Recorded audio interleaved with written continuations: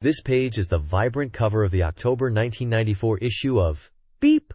Mega Drive magazine, featuring the iconic Sega duo, Sonic the Hedgehog, and Tails. The main focus is clearly on the next generation of Sega games, specifically highlighting the upcoming Sega Saturn and Super 32X consoles. The cover teases major features, including the latest information on Sega Saturn versions of the arcade hits Virtua Fighter and Daytona USA. It also promises coverage of a range of other significant titles across Sega's platforms, such as Beyond Oasis, Story of Thor, Heroes Legend, Lunar, Eternal Blue, and Jurassic Park for the Mega CD, alongside Mega Drive/Genesis and likely 32X titles like Alien Soldier, Contra, The Hardcore, Sparkster, Mortal Kombat 2, Samurai Showdown, Fatal Fury Special, Power Instinct, and Mega Man: The Wily Wars. There's also a mention of a big scoop related to Start Blade, and a special appendix for Yu Yu Hakusho. The magazine aims to cover the latest Sega game trends, including arcade releases.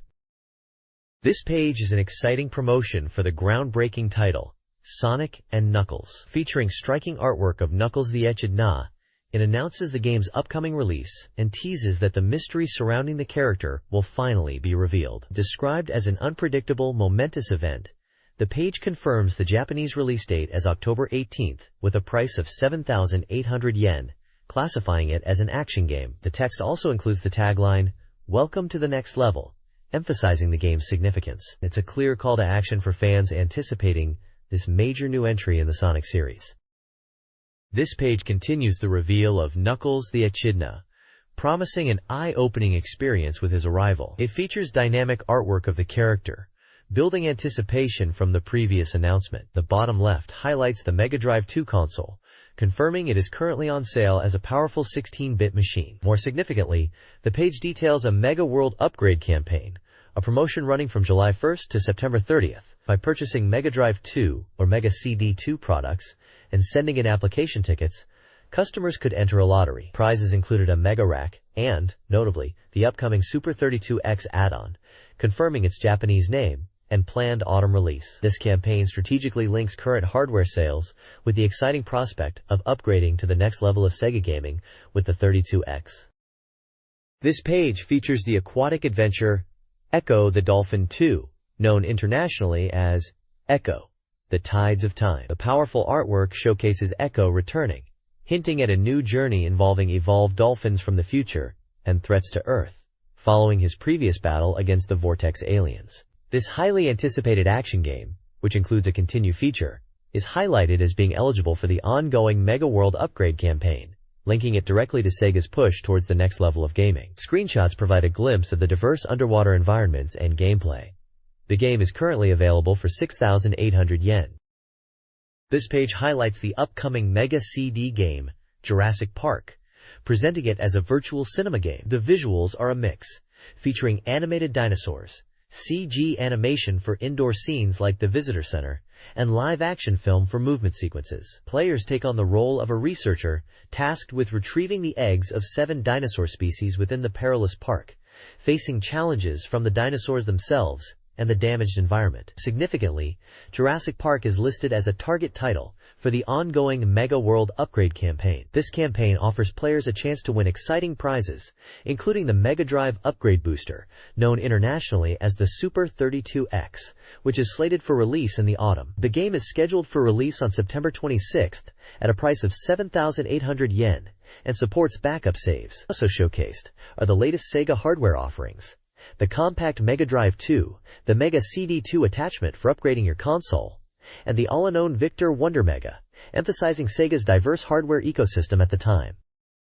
This page is dominated by the popular anime series Yu Yu Hakusho, showcasing 2 upcoming game adaptations for different Sega platforms. Featured prominently is the Mega Drive title, Yu Yu Hakusho: Meikyu Tuitsusen, developed by the legendary Treasure. This action-packed game, scheduled for a September 30th release at 8,800 yen, promises a chaotic 4-player simultaneous battle experience, supporting the Sega Tap accessory. It includes fan-favorite characters like Yusuke, Kuwabara, Hiei, and Kurama, plus newcomers like Sensui and Tree. Screenshots highlight the multi-character brawls. Alongside it is Yu Yu Hakusho 2, Gekitu, Shichikyu no Tatakai for the Game Gear, also releasing on September 30th but at a lower price of 3,800 yen. This version offers a different take, focusing on intense one-on-one battles presented from a front-view perspective, emphasizing strategic offense, defense, and special moves. Screenshots depict close-up character duels. The page also updates players on Sega hardware, featuring the compact Mega Drive 2 console and highlighting the Game Gear, promoting its portable color gaming experience. It announces a Game Gear Plus 1 bundle launching soon, which includes the console and the Game J-League, GG Pro Striker, 94. Furthermore, the ongoing Mega World upgrade campaign is still active, offering chances to win prizes, including the Super 32X add-on, connecting this page to the previous discussion of Sega's ecosystem.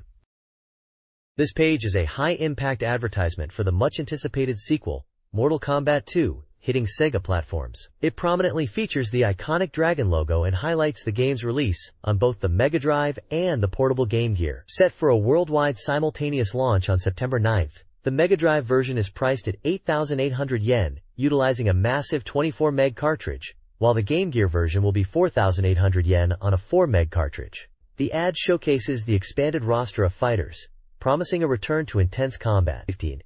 Featured characters include series staples like Raiden, Scorpion, Sub-Zero, Liu Kang, and Johnny Cage, alongside newcomers such as Milena, Baraka, Jax, Kung Lao, and Kitana, plus the returning Reptile and Shang Tsung. The text hints at the dramatic return of these warriors, resurrected for ultimate battle, reinforcing the game's dark and brutal theme. It's clear acclaim Japan is pushing this title hard, emphasizing its divine fighting and the impending confrontation. This page presents a vibrant advertisement for Konami's Contra Hardcore, making its debut on the Mega Drive. The key artwork features the game's heroes, including the lead character resembling Bill Riser, a female commando, and a robotic companion, poised for action. The prominent tagline declares the game will provoke the fighting instinct. Text highlights the game's relentless action, with enemies attacking from all sides, unlimited machine gun fire, and realistic graphics that create an immersive battlefield experience, promising to ignite the player's primal instincts. Screenshots display the signature intense side-scrolling gameplay and large boss encounters characteristic of the Contra series. Touted as a powerful and exciting battle, the game was scheduled for release on September 15th, priced at 9,000 yen, excluding tax. The bottom of the page includes standard publisher contact details for Konami.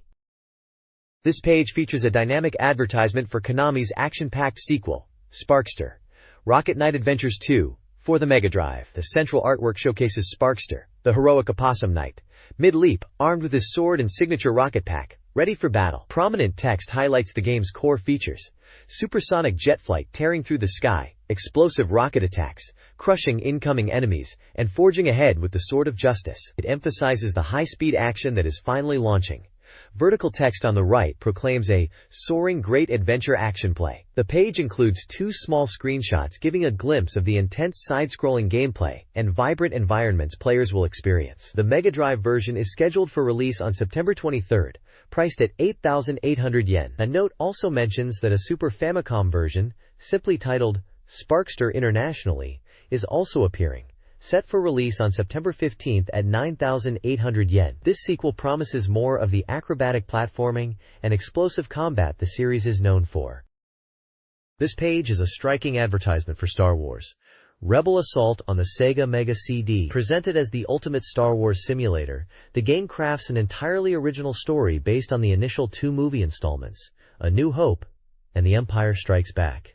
The advert highlights the game's impressive features, including amazing visuals that incorporate cutscenes directly from the films, the iconic soundtrack music, and immersive voice acting for dialogue. Players take on the role of a rookie officer in the Rebel Alliance, progressing through 15 stages that start with basic training, before escalating into intense dogfights against the Galactic Empire. The ultimate goal is, naturally, to join the attack on the infamous Death Star. Visually, the page features a collage of images from the Star Wars universe, blending movie stills of classic characters like Stormtroopers and Darth Vader with what appear to be screenshots or rendered scenes from the game itself, depicting X-Wing combat, at walkers on a snowy landscape, and ground troop engagements. The game was scheduled for release in late September for 8,800 yen, offering fans an interactive way to experience the epic battles of the Star Wars saga.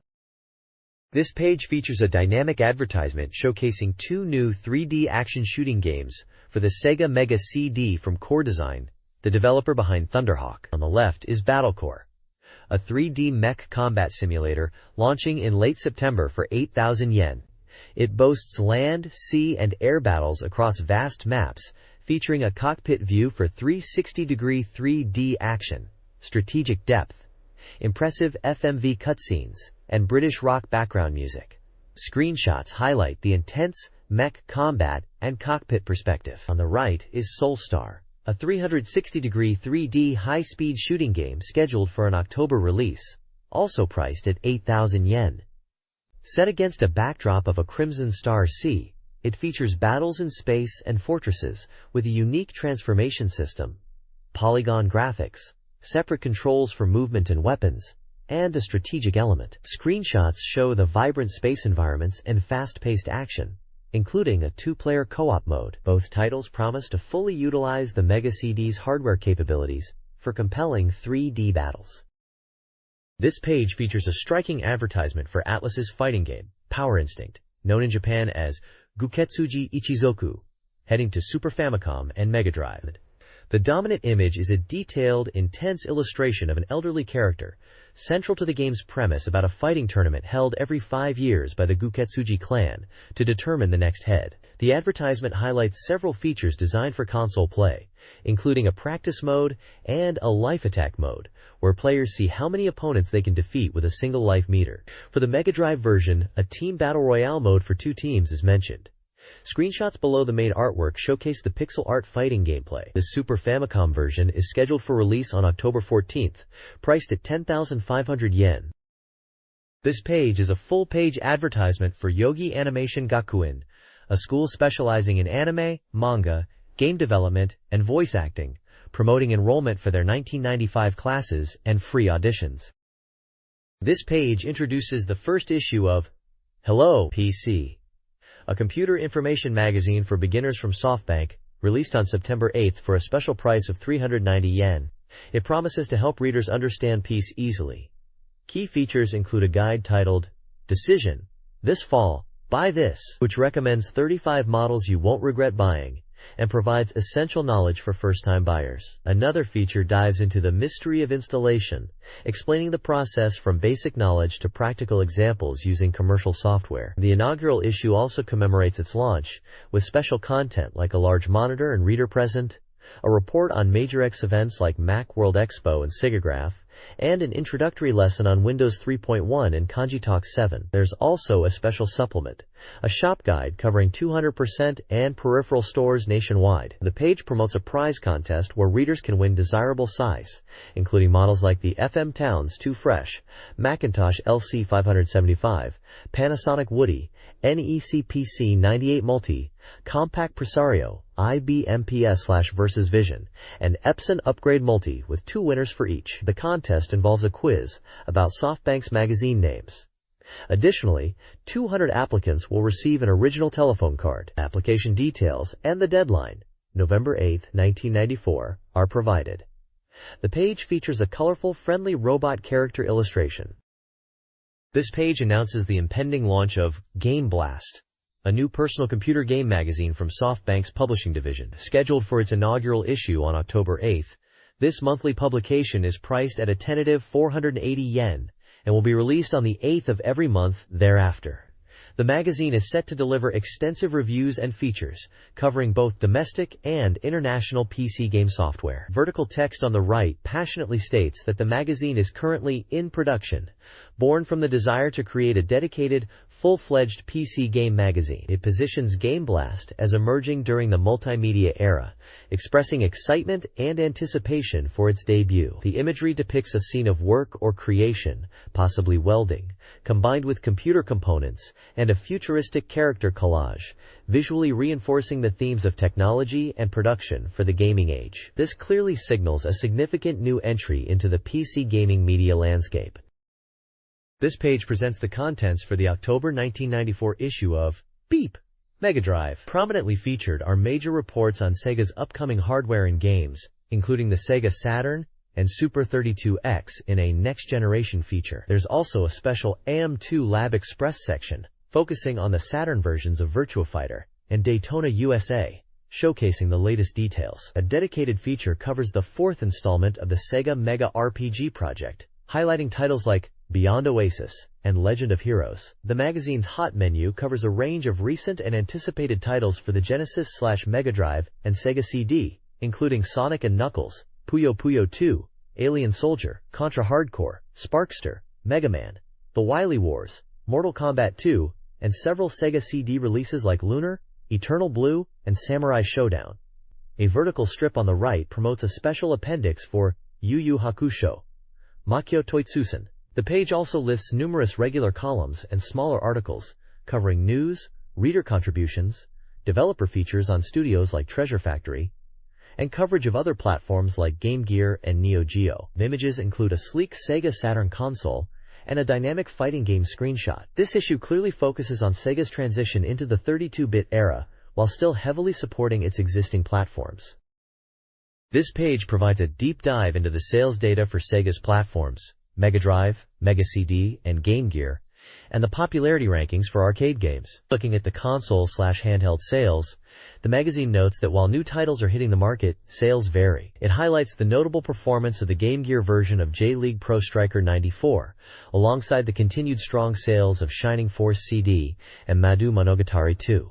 The top spots are held by Shining Force CD, J-League Pro Striker 2 on Mega Drive, and the enduringly popular Super Street Fighter 2. We also see other familiar faces like Sonic the Hedgehog 3 and Crusader of Senti making the list, showing a mix of genres and systems doing well. The focus then shifts to the arcade scene, which is highly relevant given the upcoming Sega Saturn and AM2's prominence. The top 5 arcade games showcase some absolute legends. Virtua Fighter is reigning supreme at number 1, followed by Capcom's Darkstalkers and Super Street Fighter 2 Turbo. Sega rounds out the list with Wing War and the iconic Daytona USA. The reviewer points out the anticipation building for future titles, especially leading into upcoming AM shows, hinting at the exciting arcade-to-home conversions on the horizon. This page delves into the desires of Mega Drive users, first presenting a Games People Want Ported Top 20. The magazine notes that the points for desired ports are spread across many titles, likely due to the sheer number of great games available. The top spot goes to the Final Fantasy series, highlighting the demand for classic RPGs. Other high-ranking desires include Star Cruiser 2, Virtua Fighter, carrying over excitement from the arcade popularity mentioned previously, and Super Street Fighter 2 Turbo. Notably, Puyo Puyo 2 is highlighted as having its port decision already made, sparking excitement. Screenshots show Puyo Puyo 2 and Romance of the Three Kingdoms IV. The lower section features the highly anticipated new games top 15. With upcoming hardware like the 32X on the horizon, new and exciting titles are expected. Lunar Eternal Blue holds the number 1 spot, with the commentary mentioning its quality and impending release. Samurai Showdown is second, praised as a popular fighting game finally coming to the system, shown with a screenshot. Third is Madu Monogatari I, a popular magical RPG series also featured with a screenshot. Other notable games in this list include Sonic and Knuckles, Yu Yu Hakusho, Makyo Toitsusen, and Contra Hardcore. The Check section prominently displays Sonic and Knuckles and Mega Man. The Wily Wars, showcasing iconic characters coming to the platform.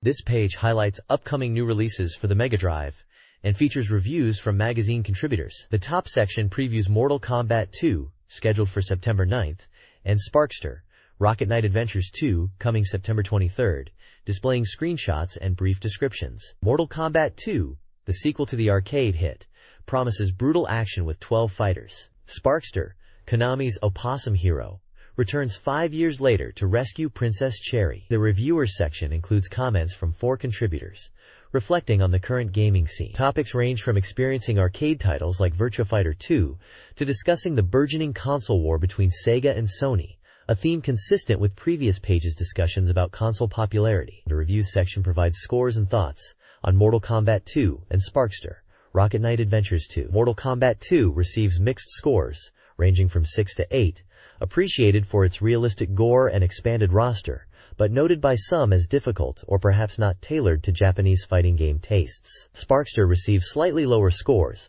mostly 6 and 7, with comments noting some control improvements, but also a perceived lack of content and freshness compared to the original. The section explains the review system, based on a 10-point scale from 4 reviewers, using 80% complete software builds.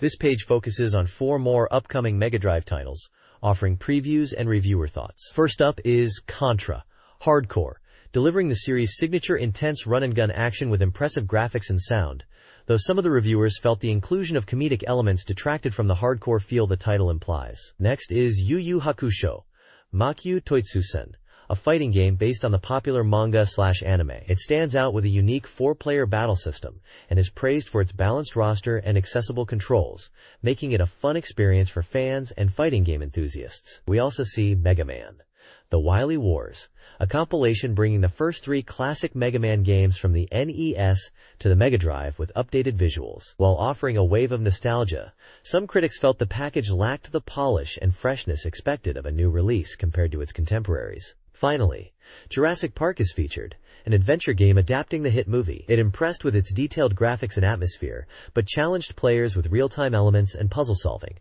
offering a slower, more deliberate experience compared to typical action titles.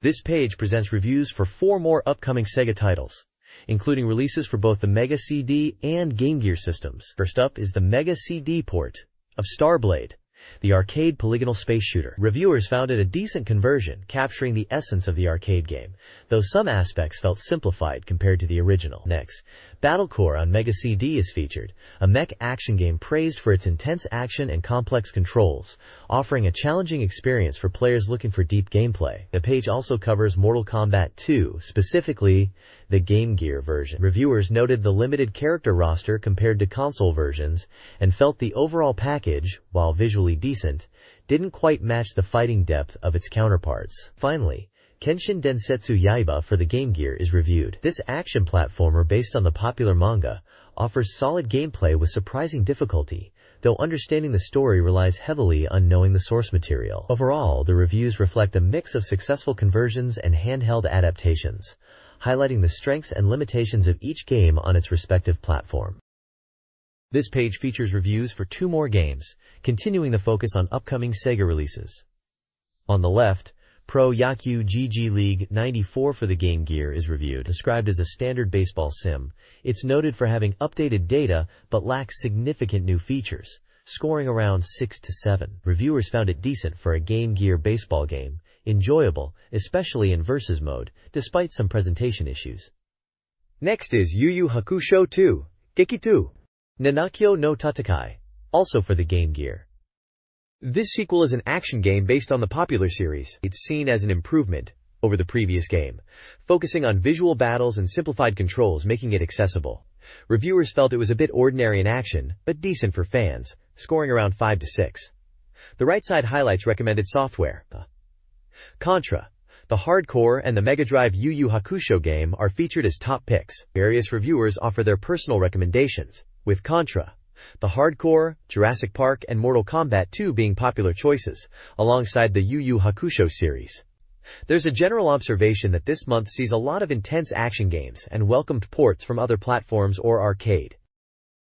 This page features the B-Mega Readers Race, a recurring reader-voted ranking of Sega Mega Drive and Mega CD games. It includes a large table showing game ranks and scores, but the main focus is on spotlighting specific titles voted on by readers. Several games are highlighted with screenshots and reviewer comments. Hybrid Front, a strategy game, is well received for its unique world and engaging scenario, scoring 8.75 with readers. Another strategy title, Road Monarch, Exciting Battle Legend, is praised for being surprisingly fun and accessible despite its appearance, earning an 8.7272 average. The Mega CD title Shining Force CD, an RPG, is also featured, scoring 8.6818. While generally liked, some comments question if it's merely a remake or feels repetitive, despite positive notes on its graphics and music. An older shoot-'em-up, Truxton, is reviewed outside the main ranking, seen as enjoyable but suffering from slow power-ups and a generic feel, scoring lower at 6.6158. A commentary notes that while new releases like Shining Force CD entered the chart, they didn't necessarily displace top-ranking older titles like Phantasy Star IV, suggesting a slight lack of enthusiasm for some recent games compared to established favorites. This page continues the reader-voted rankings, spotlighting several games further down the list. J.League Pro Striker 2 sits at 53rd with an 8.31 reader average, though the magazine gave it a lower 6.75, citing AI issues and a lack of depth, despite some improvements. The Mega CD port of Dragon's Lair comes in at 160th, with a 7.6 reader score, noted for its difficulty due to the lack of on-screen prompts compared to earlier Laserdisc versions, though some found it surprisingly fun.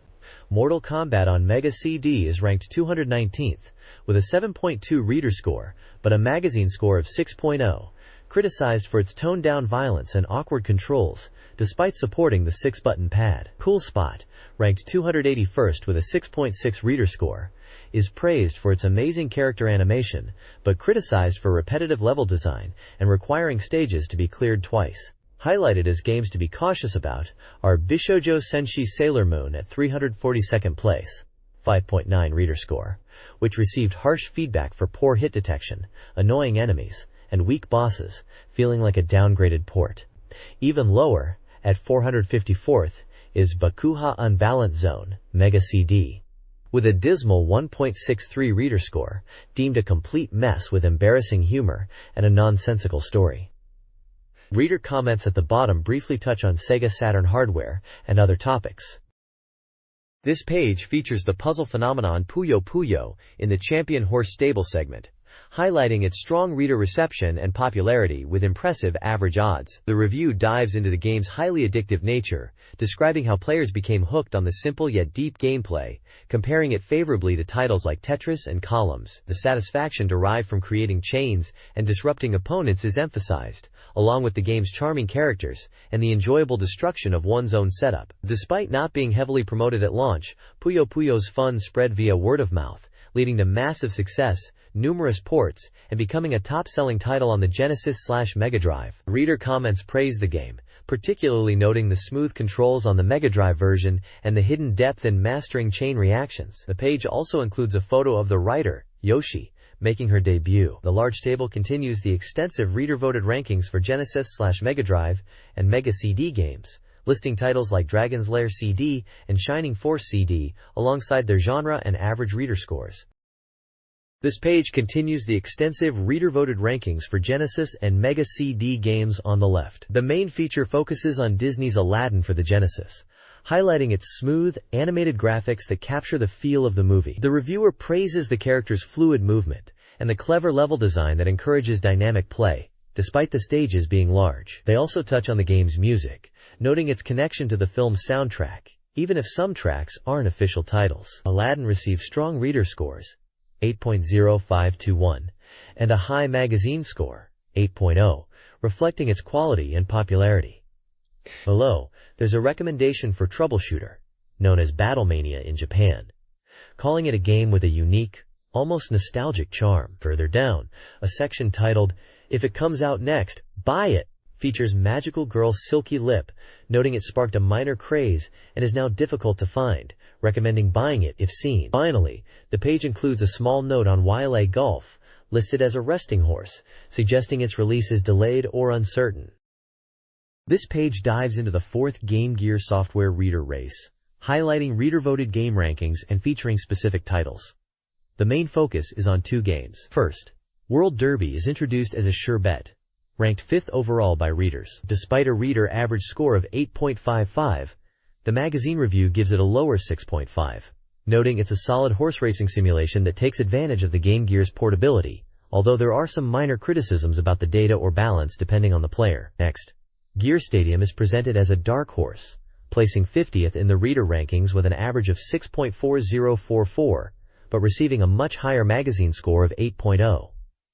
The review points out that while it's a baseball game ported from another system, likely Famista/RBI Baseball, the ball movement feels off, and it lacks excitement due to issues like infrequent home runs, making it less appealing than the Game Boy version. The page also features extensive reader ranking tables for Game Gear software, listing games from the top positions down to rank 388, showing their previous and current ranks, genres, and average scores.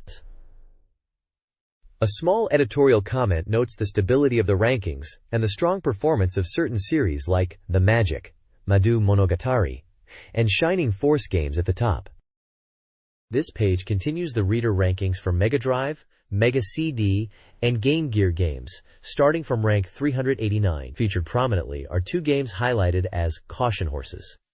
The first is Sonic the Hedgehog 2 on Game Gear, surprisingly ranking only 53rd. The review notes that despite being a Sonic title, it's quite different from the Mega Drive version, and presents challenges like high-speed scrolling that can strain the eyes, tough bosses, and difficult item collection, which contribute to its relatively low reader score. The second, caution horse, is the Game Gear RPG Dragon Crystal, ranking 68th. Described as an early work and potentially a progenitor of the genre, it's noted for being unforgiving compared to modern titles, but praised for its surprisingly good opening music. The editorial review section reflects on the approaching next generation of consoles and the shifting landscape for the Mega Drive, while acknowledging the ongoing reader ranking battle at the lower end. The magazine is also running contests for readers to participate in the rankings and predict the future placements or average scores of upcoming or currently ranked games, specifically mentioning predictions for Echo, The Tides of Time, and Langrisser 2, known as Warsong 2 internationally. This month's prize game is the Genesis version of Alien 3.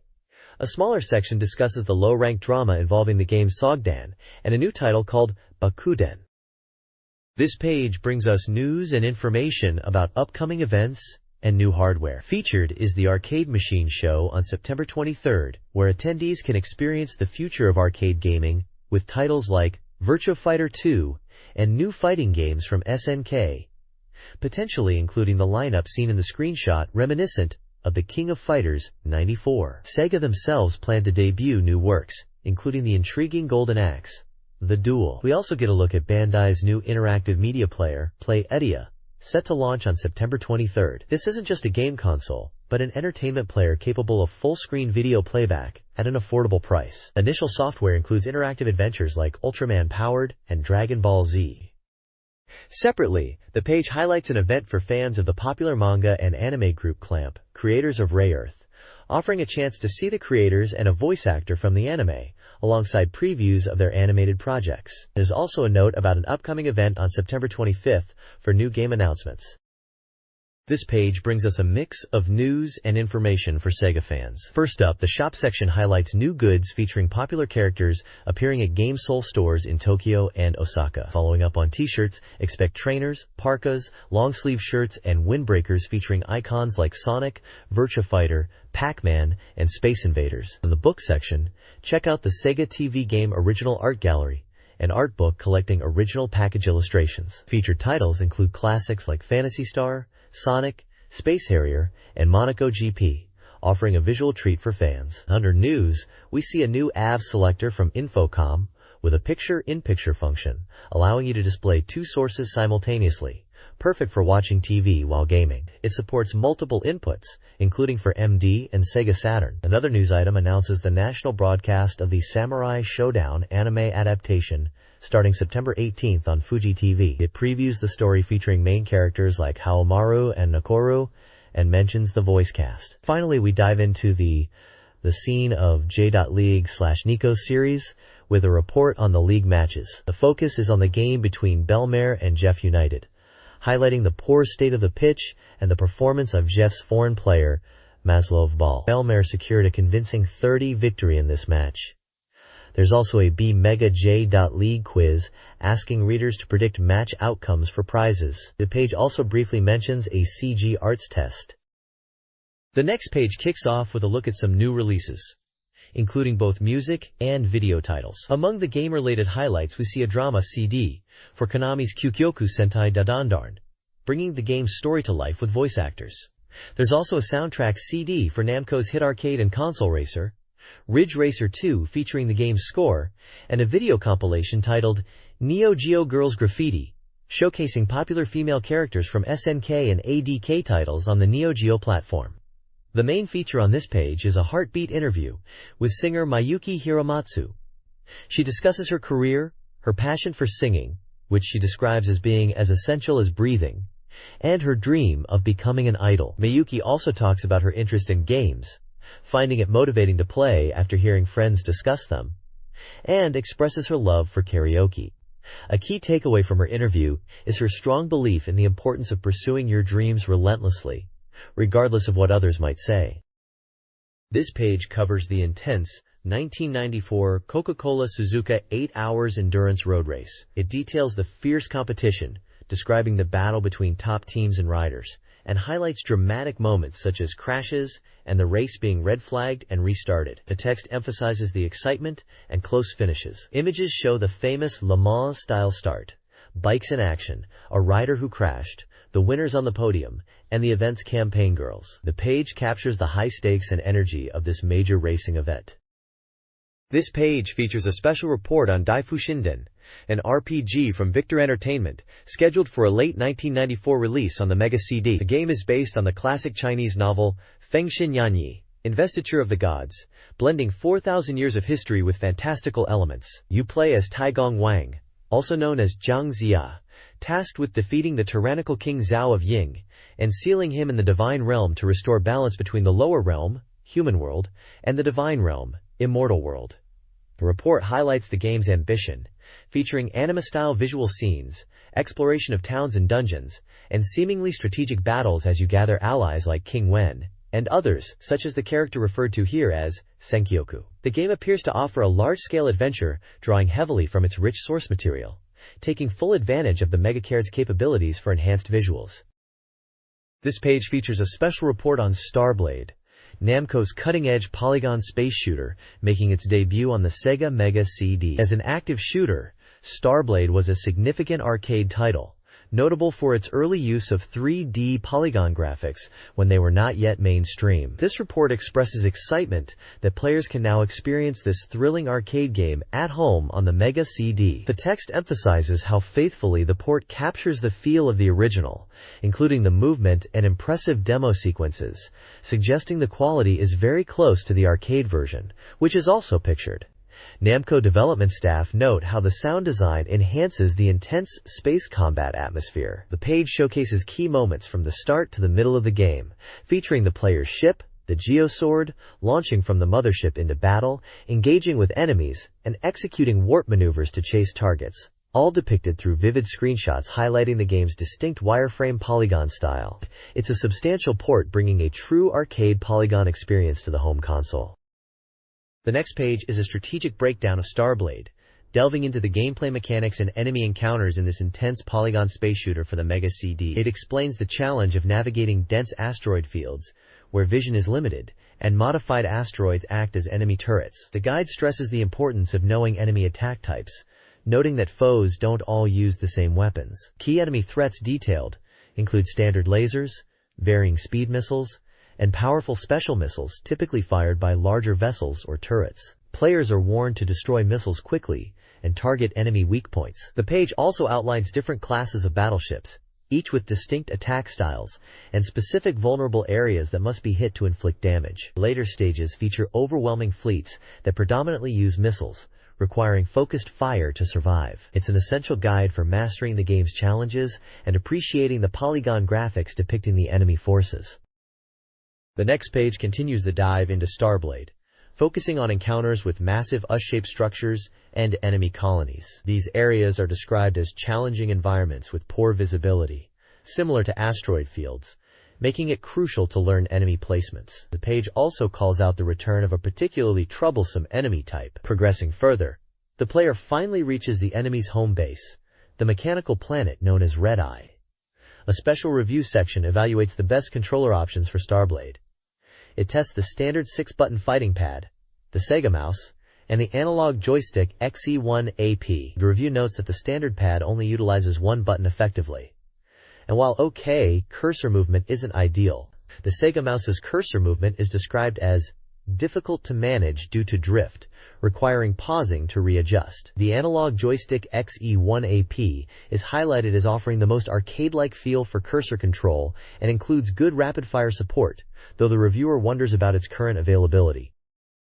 This page delves deeper into Starblade's invasion of the mechanical planet Red Eye, the enemy's main base. Following the enemy flagship, the player descends vertically onto the surface, facing numerous defensive fighters. The initial assault seems successful, with less resistance than expected. The true challenge begins on the ground, with the encounter of the octopus, a massive enemy pursued across the planet. Navigating canyons with cliffs on either side proves difficult, especially with strategically placed turrets. The enemy attack intensifies with missile barrages and special parabolic shots from ground units. While the automatic control prevents crashes, the restricted view makes the chase challenging. A side note highlights the importance of enemy colors in the wireframe display. Far from being just decorative, the colors signify different enemy types and their characteristics. Crucial information for strategy. White enemies are basic fighters. Red are heavily armed. Blue launch precise laser attacks and should be prioritized, while purple enemies like the octopus seem indestructible. Ultimately, the chase leads to the main target, the mother brain. While data on it is limited, it's teased as the final confrontation, though defeating it may not bring complete peace, hinting at something more troublesome. The game is also available on LD and video, offering excellent arcade-quality visuals derived from the full polygon original. These releases include gameplay tips and character introductions, making them great for strategy and simply appreciating the impressive graphics. The price is noted as 4,900 yen, tax included. This page kicks off a feature on the latest software releases, starting with the highly anticipated Sonic and Knuckles. The article highlights the mystery surrounding the game, particularly focusing on a newly revealed title screen that bears a striking resemblance to Sonic the Hedgehog 3. The magazine wonders what this could mean, hinting at a deeper connection between the titles. The game is planned for a worldwide simultaneous release on October 18, 1994, as an action title. Also featured is the sequel to the popular arcade puzzle game, Puyo Puyo 2. Known in some regions as Puyo Puyo 2. The text notes the game's success and the announcement of its follow-up, commenting on the title's double meaning. Key improvements mentioned include an expanded roster of 32 enemy characters and the introduction of the Ojama Puyo, Garbage Puyo counter system, among other refinements. The article specifically requests that this release be a perfect port of the arcade version, whose screenshots are featured here. It is planned as a puzzle game for release within the year. Other games mentioned as part of this feature are Captain Tsubasa and Lethal Enforcers 2. This page continues the new release Scramble feature, highlighting upcoming Mega Drive titles. First up is Captain Tsubasa, a strategy/simulation game from Tecmo arriving in September. This new entry builds upon the gameplay of the Famicom versions, focusing on Tsubasa's early days. The screenshots show memorable elementary school matches, like the showdown against genius goalkeeper Wakabayashi. Winning these crucial matches unlocks special anime-style cutscenes, featuring voice actors from the original anime. This looks set to capture the dramatic essence of the series. Next we have Lethal Enforcers 2. Gunfighters, Konami's arcade-like gun shooter ported to the Mega CD, scheduled for a November release. This sequel transports players to the Wild West. The article highlights the game's development, noting that it was filmed at the historic old Tucson studios in Arizona, giving an authentic feel to the recreated 19th century Western setting. The Mega CD version adds features like stage select and more complex enemy patterns, improving on the arcade original. The screenshots display the gritty Western action and photos of the real-life filming locations. The bottom section rounds out the new release info, showing that the Mega Drive still has significant titles coming as the year winds down. Featured are Acclaim's IndyCar featuring Nigel Mansell, showing realistic cockpit views and race results, and Tecmo Super Bowl 2, showcasing overhead football gameplay and the split-screen option for 2 players. These games demonstrate the console's continued support across different genres. This page kicks off the B Mega Hot Menu feature, previewing upcoming releases. The menu at the top lists Samurai Showdown, Power Instinct, Alien Soldier, Contra, Hardcore, and Sparkster, with Samurai Showdown being the focus here. The main article provides an update on the Mega Drive port of Samurai Showdown, indicating it's nearly complete, currently at 70% completion, and aiming for a November release. It highlights the inclusion of 2-player versus play. The feature notes the game's immense popularity, even mentioning that another company recently announced a Mega CD version, further cementing its status. The report delves into the gameplay systems, showcasing screenshots of the action and various modes. A key feature emphasized is the team battle mode available in versus play. This mode prevents players from choosing the same character as their opponent, leading to more varied matchups. The winning condition for team battle is listed as defeating 5 opponents in a row. It's also confirmed that Amakusa is a playable character in this mode. Other screenshots show the standard versus settings screen, allowing players to adjust rounds, time, handicaps, and select stages, including San Francisco. There's also a glimpse of the character selection screen, featuring familiar fighters like Haomaru, Galford, Nakoru, and others from the roster. The page conveys excitement for the port's nearing release, and its faithful recreation of the arcade experience, complete with exciting features like the Samurai Theater.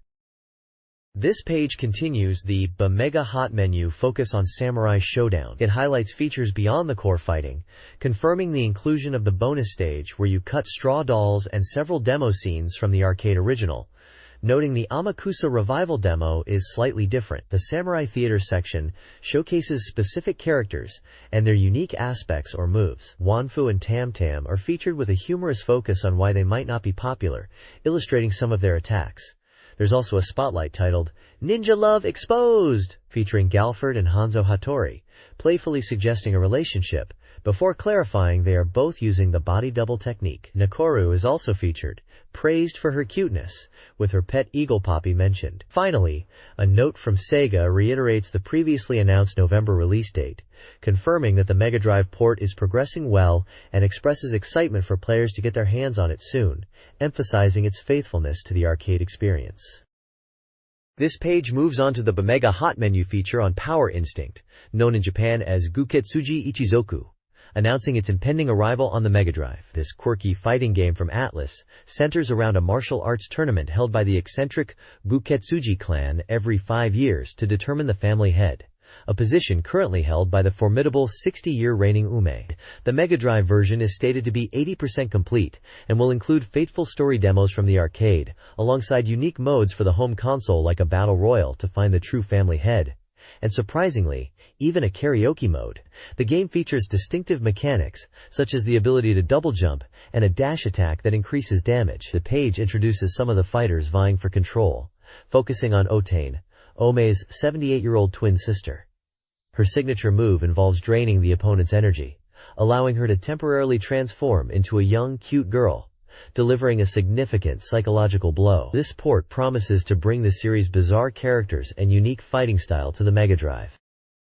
This page continues the feature on Power Instinct, diving into more of the eccentric fighters vying for control of the Guketsuji clan. We meet Annie Hamilton, described as the game's most beautiful girl, a high jumper with strong reach and a peculiar transformation move. Then there's Reiji Oyama, a hot-blooded fighter with projectile and counterattack skills, reminiscent of classic fighting game heroes. Kisa Wine specializes in dash attacks and flashy special moves, noted as a beginner-friendly character. White Buffalo is introduced as a powerful but slow Indian warrior, strong in mid-range combat with moves like the tackle blow. Finally, Angela Bell Light, a physical powerhouse who is the slowest but boasts impressive attack power and the longest reach with her unique body attack. The feature notes that more characters are coming next month, confirming that arcade fighters Chin, Saizo, and Hattori will be present in the Mega Drive version. Development for the game is proceeding, and the Mega Drive port will include the original Battle Royal mode, promising fast-paced one-on-one matches where the next challenger appears instantly after a victory.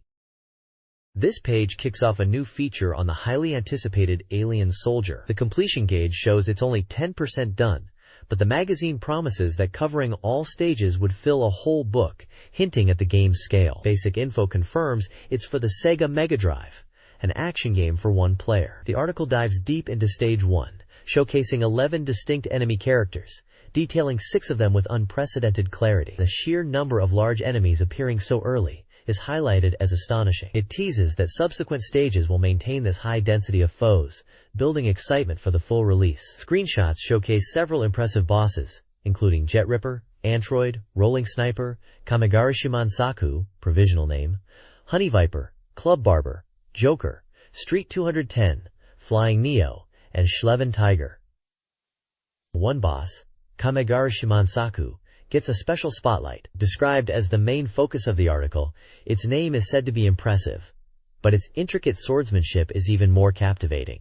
The game features rich action patterns, including juggling the sword and striking from a reverse stance. Its provisional special moves are shown through sequence shots, the 1000-man slash, and the helmet split, demonstrating powerful attacks. Another detailed look is given to the rolling sniper, characterized by a central eye-like core. Its orbiting projectiles are noted to bounce off walls, adding a challenging element to the fight. This page clearly positions Alien Soldier as a boss rush game, with incredibly detailed and numerous enemies right from the start. The next page continues the deep dive into Alien Soldier, showcasing more of the game's incredible bosses. We see the frog-like Joker with its signature crouching movement and big jump, followed by the formidable machine enemy, Street 210 Therobaster, which appears from the ceiling with chaotic missile attacks after Joker is defeated. Moving on, the battle shifts to a passenger plane setting, where the winged and legged creature Flying Neo is encountered in a tight, dangerous space. The article builds anticipation for the final scene, introducing the Yell Tiger. Described as a sensual battleship, this imposing mechanical beast is highlighted for its impressive design and dynamic appearances, noting how the background can even change during the fight. The page also features an intermediate report on the 7 Forces Transformation Pattern Contest from the September issue, showing 2 fan-submitted designs for new forms, a spider and an alien lizard, as the judging process continues. Finally, a personal message from developer Nami reflects on life and work, mentioning that quitting smoking has surprisingly made Alien Soldier feel more interesting, hinting at an ongoing process of discovering the game's depth. 1995 Nami. This page dives deep into the explosive action of Contra Hardcore for the Sega Mega Drive. It highlights the game's signature intense action and rapidly changing sequences, but emphasizes that the 4 distinct, unique playable characters are a major draw. The article introduces each character: Ray Powered, the well-rounded leader; Sheena Itranzi, a capable female soldier with similar weapon types to Ray but different effects; Brad Fang, the cyborg wolf known for his power and horizontal shots; and Brownie, the agile robot who stands out with his unique abilities, including a double jump. Each character can equip 4 weapons and has a powerful bomb attack, 360-degree shooting, and an invincible slide move.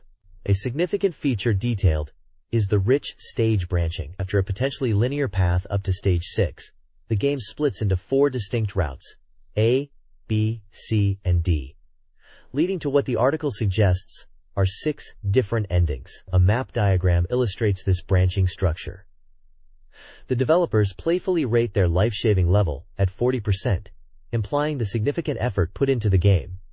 While the volume per route is compact, the overall experience is dense and offers high replay value, especially trying different characters and paths. Commentary from someone identified as O praises the hard-boiled atmosphere and notes how characters like Brownie completely change the feel of play, emphasizing the fun of exploring different character combinations and paths.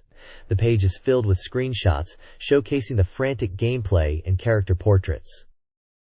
The next page continues the deep dive into Contra Hardcore, detailing the explosive progression through the game's stages. It breaks down the first 6 stages, outlining the key events, enemies, and plot developments you'll encounter. Starting with Stage 1 in the city, you're tasked with quelling a military computer rebellion, facing off against automated weapons, and eventually confronting Dead-Eye Joe. The chase continues onto the Stage 2 highway, where you battle more enemy remnants pursuing Joe, who ultimately escapes via a self-destructing vessel. Stage 3 shifts focus as you learn a lab is under attack, prompting you to abandon the pursuit of Joe and head there, only to find alien cells have been stolen. The culprit is revealed in Stage 4, Newman Cascade, a brilliant hacker.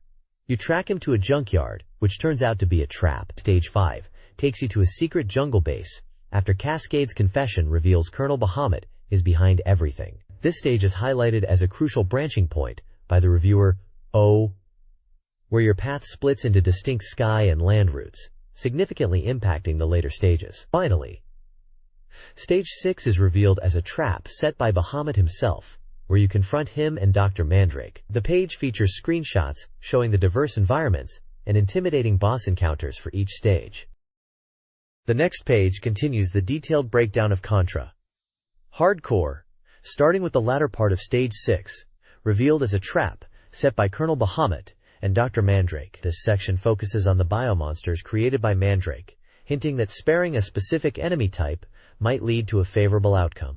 The page then describes Route A, the military train path, where the team, initially captured, is helped by Dead-Eye Joe. They escape on a train, fighting through enemies, which culminates in a large-scale boss battle. This route leads to the decisive confrontation with Dead-Eye Joe, who pilots the massive Power Ninja Yokozuna mech. The page provides details on the various bosses encountered on this path, including a sliding gunner and a climbing robot, and outlines the fight against Yokozuna.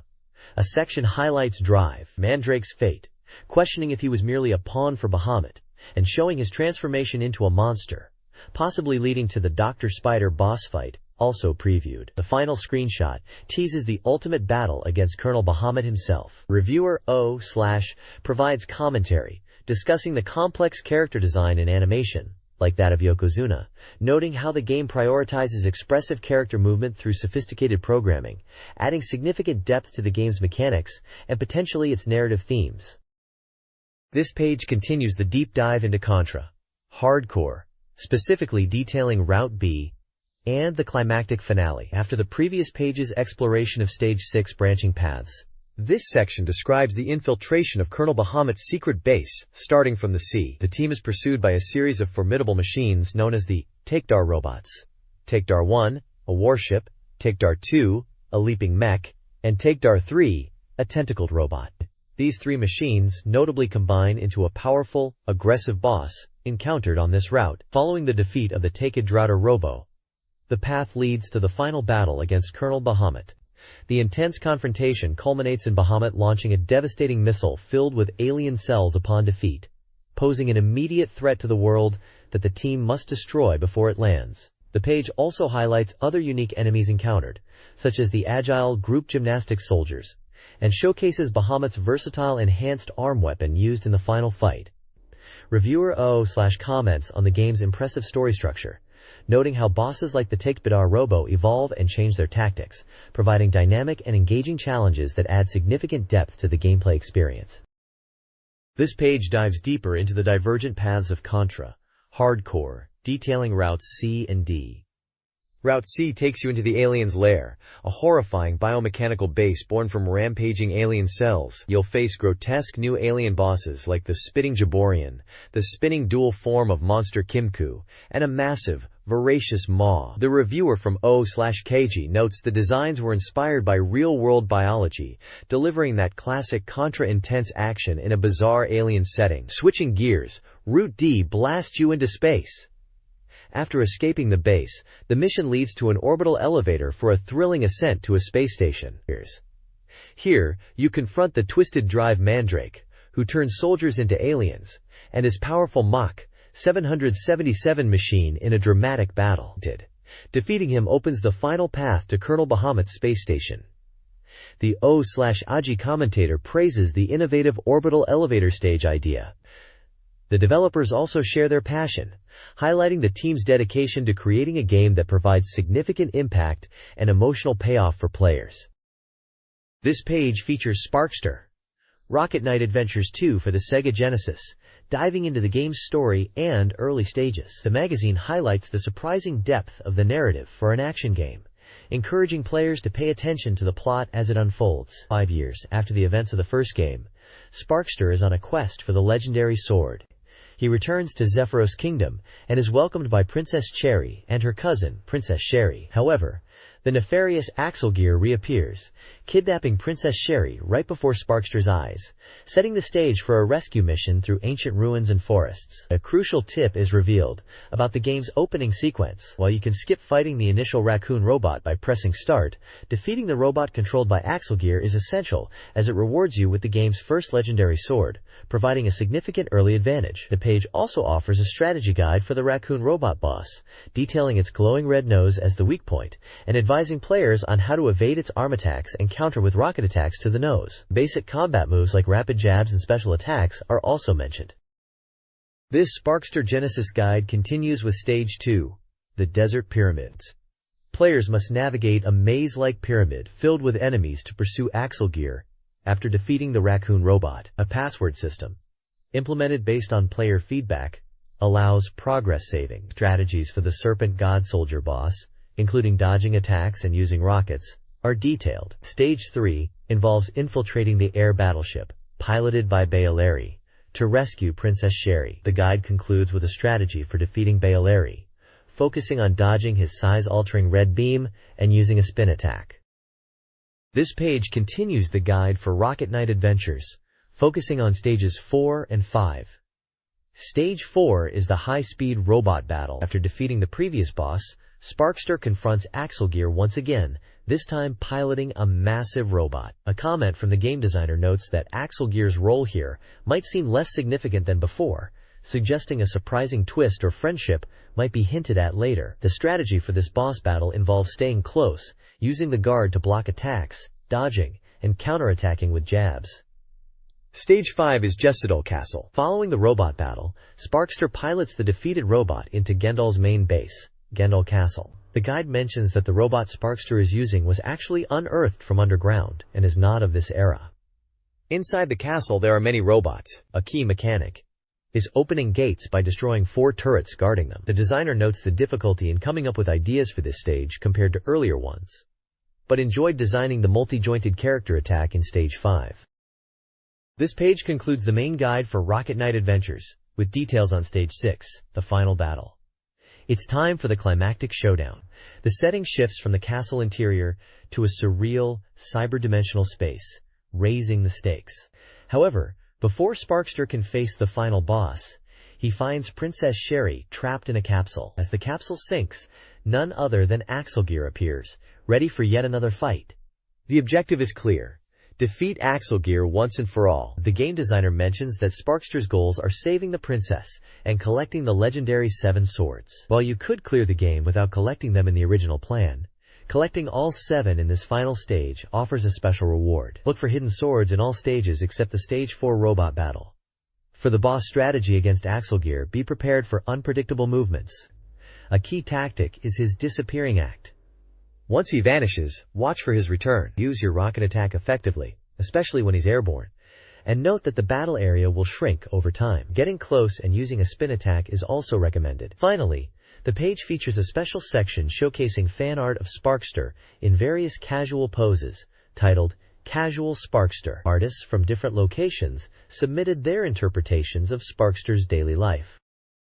This page features the Konami's Room User Hotline column by T. Hayasaka. The column starts with a personal reflection on the changing seasons and asks for continued support. A significant part of the page discusses Konami's new building in Sagamihara, revealing it serves as the product division, management, and warehouse, with product development already underway. The author also clarifies a previous dream about handling PlayStation and 3DO, confirming that they will indeed be in charge of next-generation consoles, while also taking on Konami's Mega Drive duties from the following month. This section touches on new promotional efforts and plans for the Sega Saturn and 32X lineups. The postcard date section presents reader mail, including questions about the new building and game-related requests, such as the potential for Tokimeki Memorial on Mega CD.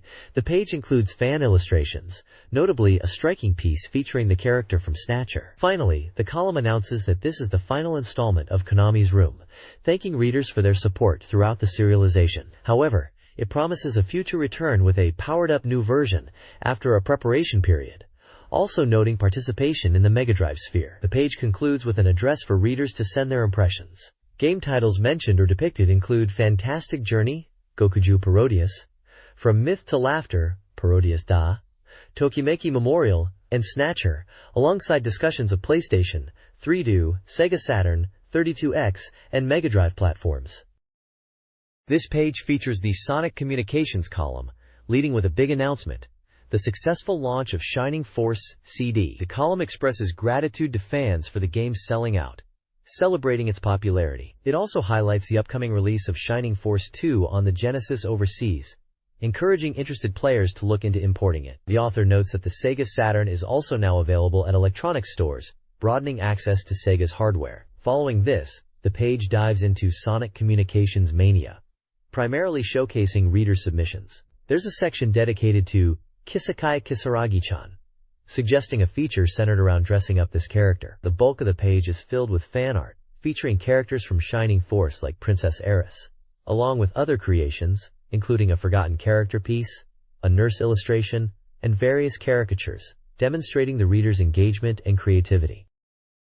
This page features the Beeple Land reader submission section, titled New sensation reader submission page. This is where the readers get to voice their thoughts and opinions. Sort of a mega talk forum hosted by DJ Pana. The submissions cover a range of topics, from the struggles of summer and school life to experiences with various gaming systems. Readers discuss the difficulty of affording or finding games and consoles like the Genesis, Sega CD, and Saturn, and even compare them to Nintendo systems like the Super Famicom and Game Boy. There are anecdotes about discovering Genesis hardware and playing specific titles like Godzilla vs. Space Godzilla. At the bottom, there's a call for reader submissions for a This Month's BGM feature, specifically asking for favorite background music from Puyo Puyo, accompanied by a screenshot from the game, highlighting the community's engagement with classic Sega titles. This page features various reader contributions and discussions. A section titled, This Month's Discussion, addresses the confusion about game developers, with Sega clarifying that games are either developed internally or by third parties, sometimes through outsourcing. The Mega Ozer's Simple Questions section answers user queries, including why game cartridge sizes are often powers of 2, and why Super Fantasy Zone hasn't been re-released. Sunsoft states they cannot. Mega Use tackles hardware questions, explaining why the Mega Drive 2's AC adapter and AV cable connectors were changed due to power consumption and removing the headphone jack. The theme for the next issue's reader submissions is announced as Men, Women, MD, and Erotic Games. Finally, the page showcases fan art submissions featuring characters in games like Landstalker, Troubleshooter, Street Fighter, 2 Special Champion Edition, Amy Rose from Sonic, Lunar, Eternal Blue, Samurai Showdown, and Shining Force CD. This page features various reader contributions and opinions. In the Industry Games Speak Freely section, readers share their thoughts. One argues against the idea that the Mega Drive doesn't need mass-market games, stating Sega aims for the top and needs broader appeal while retaining its unique style. Another comments on Sonic 3, appreciating the multiple characters but desiring more power-ups. Suggestions include a Sega Arcade Classic collection featuring titles like Space Harrier, Afterburner, and Fantasy Zone, though disappointment is expressed if simultaneous 2-player isn't included. There's also a preference for game endings to use Japanese text, citing the example of Sylphid. The Illustration City showcases reader artwork, including a dynamic drawing of Ryu and Ken from Street Fighter depicted as rivals, and an illustration of a female fantasy character. The Your Voice Will Change the MD section serves as an open call for readers to submit their ideas and feedback on how to improve the Mega Drive hardware and software. Lastly, the One Word from Beeple section contains short, unrelated comments from readers covering a range of personal experiences and reflections, including anecdotes about losing game data in Fire Emblem, job updates, and observations about daily life. This page delves into reader contributions and ideas aimed at enhancing the Mega Drive experience, featuring sections on practical tips and intriguing rumors. Under Game/Life Wisdom Special, readers offer unconventional advice. One suggests using erasers to improve controller grip or make the reset button easier to use. Another proposes reading the manga Area 88 to better appreciate the mech action of games like Target Earth, part of the Assault Suit Leno series, or turning down the volume on poor voice acting and shouting commands yourself in fighting games. The MD Rumor Truths section playfully debunks or discusses various rumors.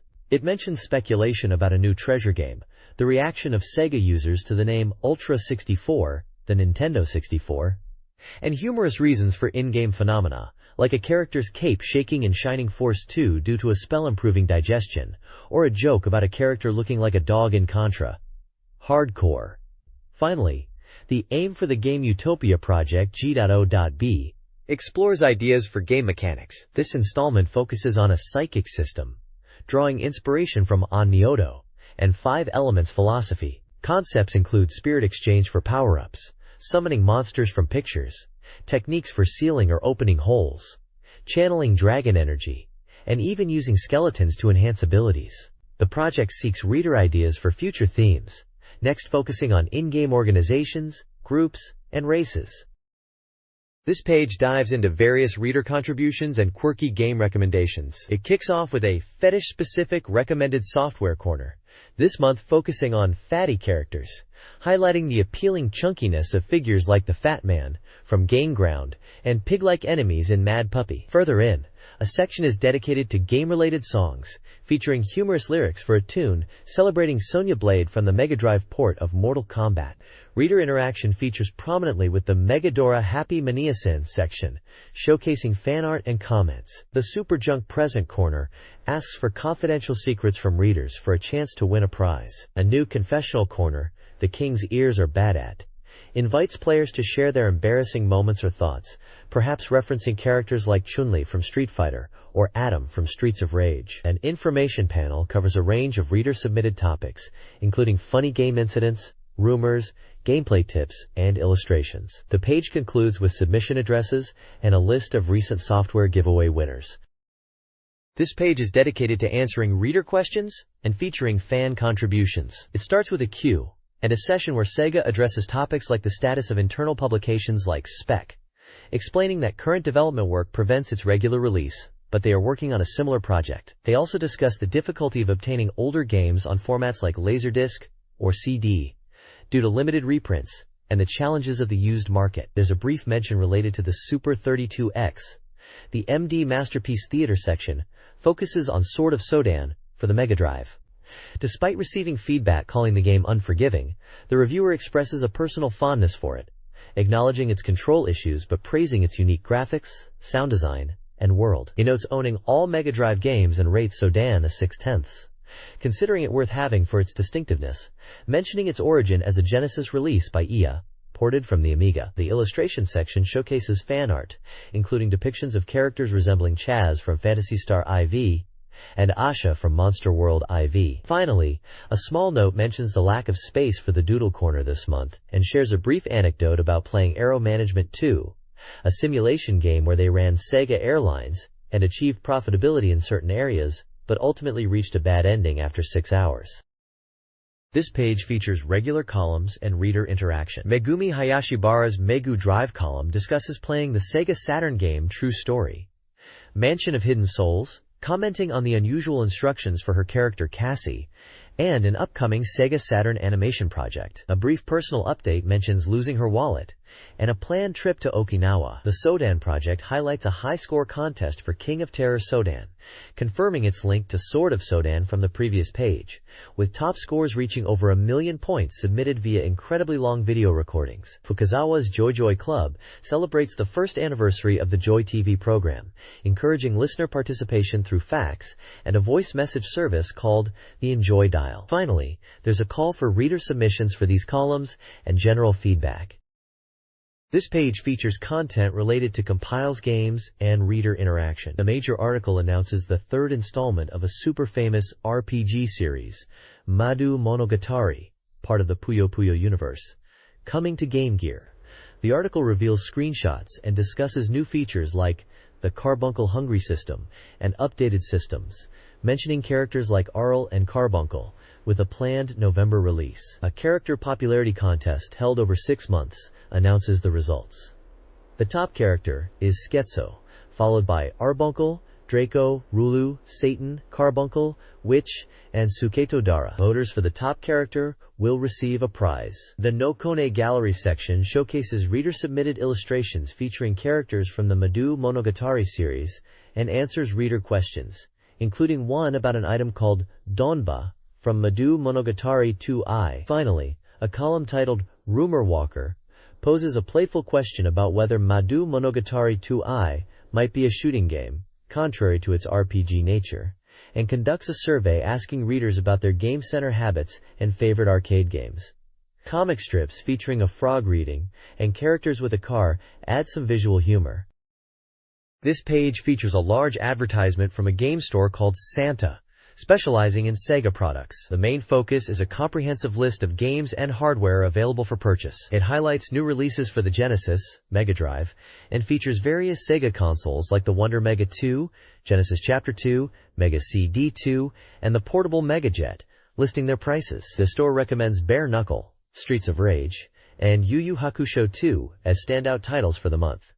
There's also a section for upcoming game reservations for members. The bulk of the page consists of extensive price lists for a vast catalog of Genesis, Mega CD, and Game Gear titles, organized both by game name and within specific price point categories, offering a wide selection from classic hits to lesser-known gems. Ordering information and shipping details are also provided. Essentially, it's a massive mail-order catalog page for Sega fans looking to expand their collections in the early 90s.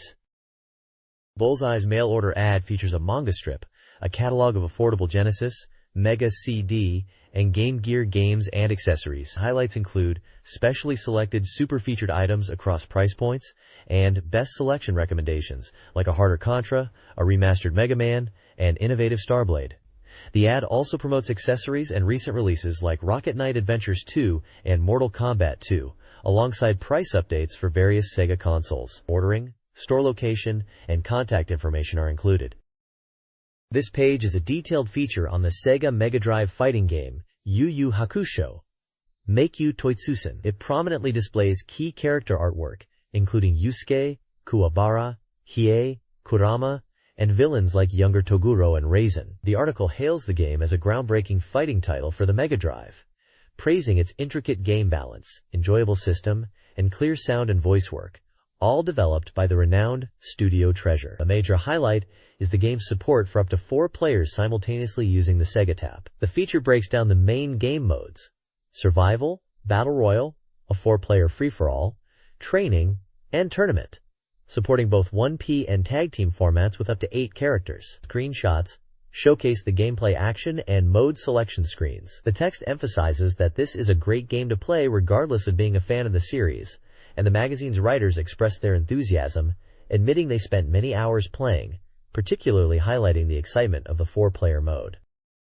This page dives deeper into the unique gameplay mechanics of Yu Yu Hakusho, Meikyu Toitsusen on the Sega Mega Drive, highlighting why it stands out from typical fighting games. The core system involves 14 players on a 2-line battlefield, using spirit energy for special moves in 1-round matches. The game boasts a rich graphical presentation for its time, utilizing 24 megabits for varied character animations, as shown in screenshots of character poses and attacks like Kuwabara's sword and Kurama's rose whip. A key mechanic is the ability to clash attacks by hitting simultaneously, canceling each other out, which encourages strategic timing. Combos are a major focus, with hitting max hit, 16 hits or more, rewarding players by recovering spirit energy. Screenshots display the hit counter during combos. The audio is also praised, with clear voice acting and BGM, which is quite impressive for a Mega Drive title. Accessibility is enhanced by simplified special move commands, making it easier for players to execute techniques without complex inputs. A crucial combat detail is that the final blow in a sequence cannot be guarded, guaranteeing a knockdown. Furthermore, the game allows for small combos in the air and intense chasing strategies, including hitting opponents out of the air, which is a unique aggressive option. Screenshots throughout illustrate these specific mechanics in action, with characters like Yusuke, Hiei, and Kuwabara. Yu Yu Hakusho. Meikyu Toitsusen's controls are straightforward, using directional inputs for movement and jumps, buttons for attacks, dashes and guards. Basic attacks, combos, and special moves like recovering spirit power and provoking opponents are detailed. Yusuke Urameshi is highlighted as a user-friendly character, with his signature spirit gun detailed, including charging options, up to 8 levels, and variations like the air spirit gun and shotgun. The guide emphasizes advanced tactics like feints and combining moves for maximum effectiveness, prioritizing Yusuke's powerful spirit gun for consistent pressure. This page dives into 2 more characters from Yu Yu Hakusho: Meikyu Toitsusen, Genkai, and Kuwabara. First up is Genkai, described as a veteran fighter who uses her small size to her advantage. She has powerful spirit attacks. Her signature moves include the spirit gun, similar to Yusuke's, but without the aerial version, which can be charged up to 8 levels. She also utilizes the spirit light palm, a projectile attack effective at mid-range, and the rising spirit light palm, an anti-air attack. Her 100 fists is a rapid punch attack, also similar to Yusuke's. The text highlights her crouching defense and ability to evade attacks with well-timed jumps. Next is Kuwabara, whose fighting style centers around distance management, using his Dimension Sword and Spirit Sword. When far away, he uses the Dimension Sword, which appears instantly at a location, making it hard to defend against. Up close, he relies on the Spirit Sword for quick attacks. His Spirit Sword Thrust is a forward-lunging attack, and the Spirit Hand Blade throws Spirit Blades in 3 directions. Kuwabara's strategy emphasizes knowing when to use which weapon and executing his special moves like the Spirit Sword Palm Strike, a counter-like move, and the Dimension Sword, which can hit opponents far away. The page details button inputs for their special techniques and offers strategic advice for using each character effectively in battle. This page continues the character guides for the Yu Yu Hakusho fighting game, introducing Hiei and Kurama. First, Hiei is presented as a character focused on speed and trickery due to his small size. His description highlights using after images and quick movement to keep opponents off balance. Key moves shown include the Evil King flame-killing sword He, a close-range attack with decent reach, and the after image He, a dash move that makes him temporarily invincible, allowing him to reposition or fake out the opponent. His fighting style emphasizes staying close and using his speed and evasive maneuvers. Next, Kurama is detailed, focusing on his use of demonic plants and controlling the fighting distance with his Rose Whip. His style is compared to managing different spatial dimensions, effectively controlling the flow of battle depending on how far away the opponent is. The Rose Whip is his primary tool, effective at medium range and usable multiple times. Other moves include throwing whip parts, Rose Throw, as a projectile and a spinning attack, Fuka and Bujin. His strategy revolves around keeping opponents at an optimal distance and using his plant techniques for offense and defense. This page continues the character guide for the Yu Yu Hakusho fighting game on the Mega Drive, focusing on 2 more fighters, Sensui and Itsuki. Sensui is highlighted as a formidable character, primarily through his powerful projectile, the Resen Kukyu Ha. This move is versatile, capable of hitting low, mid, or high, making it tough to defend against. His normal attacks also boast impressive reach, and he has strong anti-air options. His special moves include the Kiku-en, which fires multiple invisible shots, and the Rishao Ken, a unique counterattack triggered by simultaneously pressing strong and weak attack buttons. Sensui's strategy revolves around controlling space with projectiles and punishing opponents who try to close the distance. Itsuki offers a distinct playstyle centered around his Yami Harai ability, which appears to allow him to recover health and possibly break guards. His techniques focus on disrupting the opponent's defense and controlling the flow of battle. He has specific setups, like using a sweep to force a crouch block, followed by a sidestep kick, a move that hits twice. Itsuki also utilizes a tricky aerial attack called Surprise Kick, and a teleport move to quickly change positions on the screen, making him unpredictable and difficult to pin down. This page continues the character breakdown for the Yu Yu Hakusho fighting game on the Mega Drive, introducing 2 more distinct fighters, Jin and Chu. Jin is presented as a master of aerial combat, highlighting his ability to float freely and perform special moves mid-air. His unique airfloat technique allows for air dashing and backstepping, making him incredibly mobile and difficult to pin down in the air. Key special moves include the Shura Cyclone Fist, Double Cyclone Fist, and the Wind Barrier, all usable in the air, further emphasizing his dominance aloft. He also possesses an effective sliding attack. Chu, despite appearing intoxicated, is a formidable opponent with few openings. His fighting style centers on powerful attacks like the chargeable Spirit Bomb projectile and the Rapid 100 Rapid Fists, which can even be performed in the air. He also uses a shoulder tackle for offense and a surprise kick as a deceptive jump attack. His wraparound technique allows him to quickly move behind an opponent, adding another layer of unpredictability to his moveset. His movements require careful timing, but his strength and deceptive techniques make him a dangerous foe.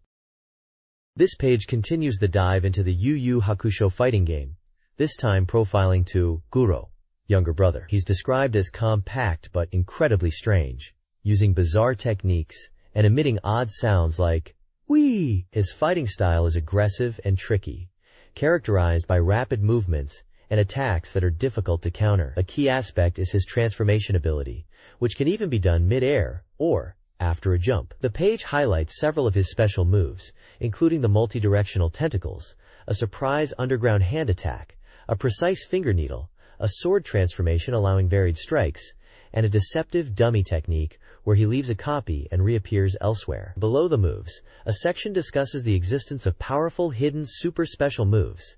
Hisatsu Waza, in the game that the developers have included, but whose exact triggers are not yet confirmed. It mentions their potential for high hit counts and encourages players to discover them.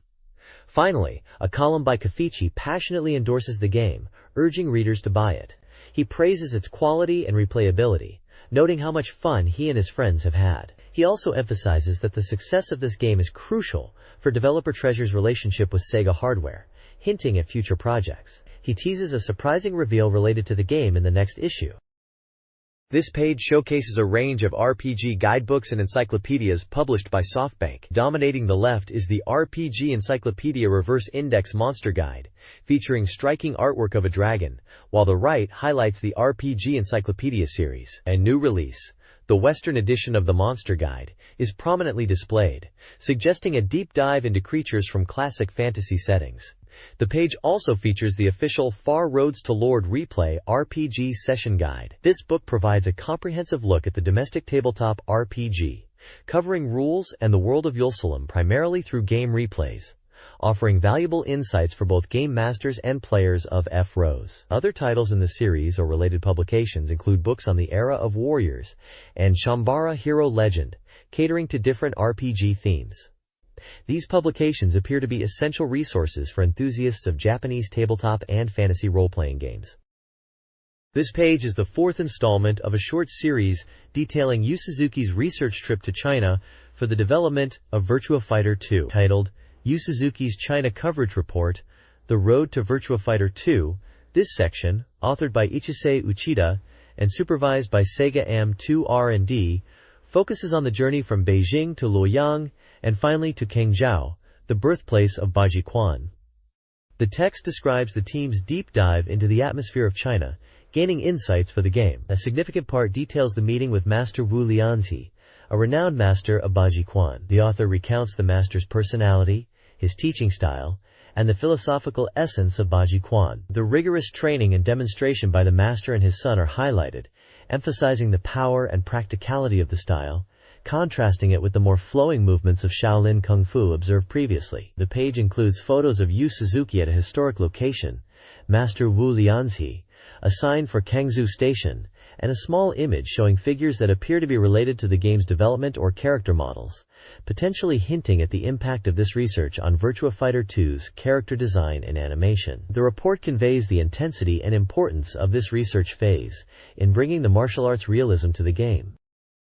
This page continues the journey for Virtua Fighter 2 development, focusing on the visit to Kangzhou and the profound encounter with Master Wu Lianzi, a master of Baji Quan. The author delves into the essence of Baji Quan, as taught by the master, describing it not just as a fighting style, but a philosophy or even a religion, emphasizing its pure practicality and depth despite appearing simple. Master Wu, despite 40 years of training, still feels there's more to learn, highlighting the art's profound nature. The article reveals Yu Suzuki's intention to incorporate Baji Quan into Virtua Fighter 2, specifically for the character Akira Yuki, driven by the style's honest and powerful simplicity. Photos show interactions between Yu Suzuki and Master Wu, including practicing moves and deep conversation, underscoring the respect and connection formed. The sheer speed and force of the Baji Quan demonstration left a lasting impression. The piece reflects on Yu Suzuki's passion and the trip's impact on the game's realism. A small development scoop reveals that Virtua Fighter 2 had a successful location test and hints at two potential new characters, a drunken fist user and a praying mantis user, chosen for their distinct close and long-range styles respectively, suggesting further depth in the game's roster. This page, part of the Treasure Factory column, focuses on the recently completed fighting game, Yu Yu Hakusho, Makyo Toitsusen. It features photos of the development staff gathered around a television, actively playing and discussing the game. The article highlights the developers' thoughts and experiences playing their finished product, sharing insights into character preferences and strategies within the chaotic Battle Royale mode. A dedicated section introduces who they consider the strongest players among the staff, linking them to the characters they favor or are known for playing well. These include developers associated with Sensui, Hiei, Kuwabara, and younger Toguro Aniki. The tone is lighthearted, showing the team genuinely enjoys the game they created, offering a glimpse into the development process from the perspective of those who know the game best. This page features a variety of content, starting with the column Industry Lecture on Becoming Useless, which offers insights into game development from the perspective of a creator. The lecture discusses the challenges of character design, the process of retakes, and the importance of having confidence in doing what is right, possibly referencing work on games like Gunstar Heroes. There's also a humorous comic strip included. The page also includes reader contributions. The "Wouldn't it be nice to have a game like this?" section features a rejected game proposal for a title where the player becomes a village elder, incorporating historical events, Kappa, and even UFOs. The fan art gallery showcases illustrations submitted by readers, including a depiction of Kurama from Yu Yu Hakusho and other original characters. Another section for reader mail asks about summer experiences, visits to Joyopolis, and whether readers have played Alien Soldier, mentioning the character Hedy Fu, who also appears in a related comic strip. This page features a column by Jam Ojisan, delving into the critical topic of game software distribution. The piece analyzes the new strategies being launched by Sega and Sony as they prepare for the next generation, contrasting them with Nintendo's established distribution network. Sega is highlighted for partnering with Hitachi Home Appliances to utilize their electronics distribution channels, while Sony is proposing to use music CD distribution routes for PlayStation software. These moves are presented as ways to shorten the time needed for additional orders and allow for more flexible small-lot production. The article points out that Nintendo's system, heavily reliant on traditional toy wholesalers, might be facing problems with unsold stock and a lack of flexibility, issues that Sega and Sony aim to circumvent with their new approaches. The column suggests that the long-held dominance of Nintendo's distribution structure might be challenged by these alternative strategies. The page also includes a section soliciting questions from readers about games and the industry. This page features the 27th entry in Eric C. Sedensky's column, where he shares his experiences playing games. This time, he's tackling what he calls a pioneer of next-generation games, Iron Helix on the 3DO. He details his initial struggles with the game's long intro and difficulty, but describes how he became hooked on its deep story, atmospheric techno music, recommending headphones, and dark graphics. He talks about destroying enemy robots, searching for items in mazes, and appreciating the puzzle elements, trying various methods to progress. Eric notes the game's similarity to titles like The Seventh Guest or Wolfenstein 3D in its walkthrough style. He expresses his excitement for the game's quality, especially given its early release on the 3DO, and anticipates the upcoming Sega Saturn and PlayStation releases, which he believes will feature similarly engaging titles. He also provides a brief bio, revealing his background as an international business consultant from Ohio, with diverse hobbies including games, and mentions his long history with gaming, feeling like a parent watching the evolution of games and consoles. The accompanying illustrations depict characters reacting with sweat and speech bubbles expressing sounds like ah ha ha ha, he, and oh ho ho ho, likely representing the player's frustration or excitement while playing. This page features the 29th entry in a column exploring multimedia and the Sega Saturn as a home information terminal, penned by Agi Nihyaku. The author dives into the potential of Klydrom titles to serve as more than just games, suggesting they can function like museums, even catching the attention of actual art institutions. Afagi highlights two notable Mac Klydrom titles as examples of this trend. The first is a multimedia adaptation of Marvin Minsky's book, Society of Mind, allowing users to interact with the concepts and potentially even Minsky himself. The second is a title based on the creative world of musician Peter Gabriel, which seems to offer a virtual exploration of his projects, including the WOMAD Festival, through interactive elements like clickable maps and assembling musical components. A GI posits that these types of Klydroms offer a way to collect scattered art or information into easily accessible virtual exhibitions, which would be difficult to achieve in the real world. The article also discusses the possibility of online art exhibitions. The main obstacle is the high cost of C6 needed to access such digital content, making affordable home consoles like the Sega Saturn a crucial solution to make these electronic museums accessible to a wider audience. The author concludes that the Sega Saturn might soon be purchased for art appreciation, showing the expanding possibilities of these consoles beyond traditional gaming. The images showcase screenshots from the two discussed multimedia titles, illustrating their interactive and visually rich content. This page presents a new software schedule, detailing upcoming releases for Sega's various platforms. It covers the Mega Drive, Mega CD, Super 32X, and even the niche Mega LD format, giving gamers a look at what's on the horizon. You'll find a mix of genres listed across the systems, including action, RPGs, shooters, sports, and more, with information like release dates, some still TBD, prices, publishers, and game size. Highlights include major titles like Mortal Kombat 2 and Sonic and Knuckles for the Mega Drive, various cinematic and RPG experiences for the Mega CD, and promising releases for the Super 32X like Virtua Racing Deluxe, Star Wars Arcade, Demolition Man, and even Doom. It's clear Sega had a diverse lineup planned to keep all their console owners busy.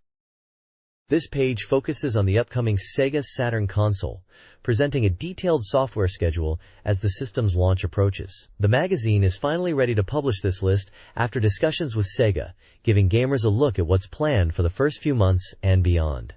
The schedule is broken down by release timing, including launch titles like Virtua Fighter, Clockwork Knight, Tama, and Race Drivin'. It then moves into games expected within the year, such as Virtua Hangin' and Starblade, and a large list of titles still pending a firm release date. This latter category includes big hitters like Daytona USA, Dynamic Fantasy, Panzer Dragoon, Doom, SimCity 2000, Myst, The Seventh Guest, and many others covering various genres like action, RPG, sports, racing, and simulation from a wide range of publishers. The accompanying text explains that the magazine is carefully listing only titles officially confirmed by the publishers, noting that some placeholder titles or games previously listed elsewhere might not appear, and also points out that certain titles, like the soccer game, are being removed from the list because the participation agreement hasn't been finalized yet. Overall, it's a crucial snapshot of the Sega Saturn's early software lineup, giving eager players a lot to look forward to.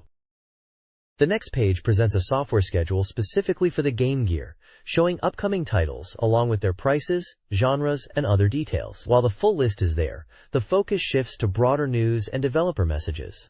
There's a section with a dynamic illustration of Sonic the Hedgehog piloting a spacecraft, discussing revisions to the release schedule across Sega platforms like the Super 32X, Mega Drive, and Mega CD. It highlights significant upcoming titles, including a sequel to a popular arcade game and a game based on a recent anime film, suggesting exciting releases are on the horizon. Following this are messages directly from various software developers, offering insights into their ongoing projects and enthusiasm for Sega's platforms. Companies like Sega, Capcom, GameArts, Atlus, Tengen, Namco, and others share brief updates, mentioning titles like Rockman Mega World, Mega Man, The Wily Wars, Lunar 2, Starblade on Mega CD, and upcoming puzzle and fighting games, giving a glimpse into the diverse software landscape being prepared for Sega fans.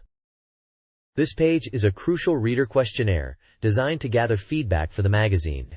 It guides readers on how to fill out the included postcard, asking for personal details like age, gender, and occupation, which are used to understand the readership demographics. More interestingly, it probes readers about their gaming habits, including which gaming magazines they read, how many games they own for various systems, and most importantly, which games from extensive lists they've recently played, plan to buy, or would recommend.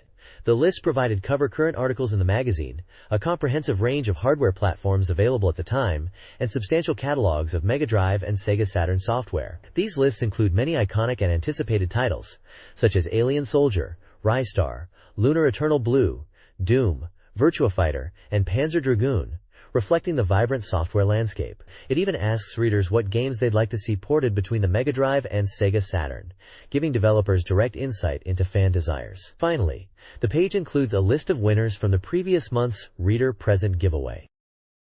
This page features the latest updates from Sega's legendary AM2 development team, focusing heavily on the highly anticipated Sega Saturn port of Virtua Fighter. The article highlights the significant progress being made, confirming that collision detection is now functional, making the game truly playable. While graphics are set to improve further down the line with increased polygon counts and refined character designs, the current build already shows impressive fidelity. We get the first look at the character select screen, featuring Sarah and Jackie, which the developers note is remarkably close to the arcade version. The page also delves into the animation quality, comparing sequential shots of characters like Wolf and Lao to demonstrate how faithfully the facial expressions and battle motions, such as Lao's powerful spinning back fist, have been ported. A detailed comparison of the character profile screens shows minor layout differences, but overall accuracy. There's also a brief mention that work is progressing well on Daytona USA for the Saturn, With core systems and track data being implemented, it's clear AM2 is pushing hard to bring top-tier arcade experiences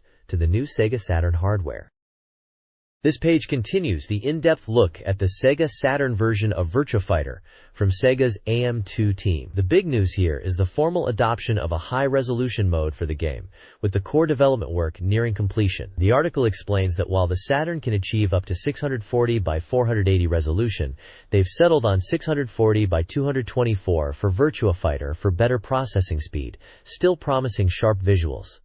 We're shown sequences of key moves, demonstrating the animation fidelity on the Saturn. There's Wolf and Jeffrey's devastating throw, Splash Mountain, Wolf's powerful axe lariat, and the spectacular giant swing. The article notes the detail in these sequences is faithfully recreated from the arcade, including the opponent's reactions. Below this, there's a detailed comparison of the character profile screens between the arcade Model 1 version and the Sega Saturn version. Specific characters like Akira, Pai, and Laku are examined. For Akira, the Saturn version is said to be closer to his original design sketches, with details like hair placement differing slightly from the arcade. Pai's Saturn profile screen is noted to be very similar to the arcade, even capturing her subtle smile. Lau's Saturn model is described by a designer as looking cooler and slightly more rugged than his arcade counterpart. These comparisons highlight the subtle tweaks and design choices being made for the home port, showing AM2's attention to detail. The Sega Saturn port of Daytona, USA is progressing well, focusing on detailed textures, including the car's underside and reflections, to replicate the arcade experience. Screenshots showcase the Hornet Gallop car model's meticulous detail. The Virtua Fighter port is also progressing, with character comparisons highlighting accurate recreations of Wolf, Jeffrey, Cage, Sarah, and Jackie. Notable details like Wolf's sharper camera angle, Jeffrey's finer hair, Cage's distinct tattoos, Sarah's subtle winks, and Jackie's iconic hairstyle and smile are faithfully rendered, indicating a close match to the arcade versions.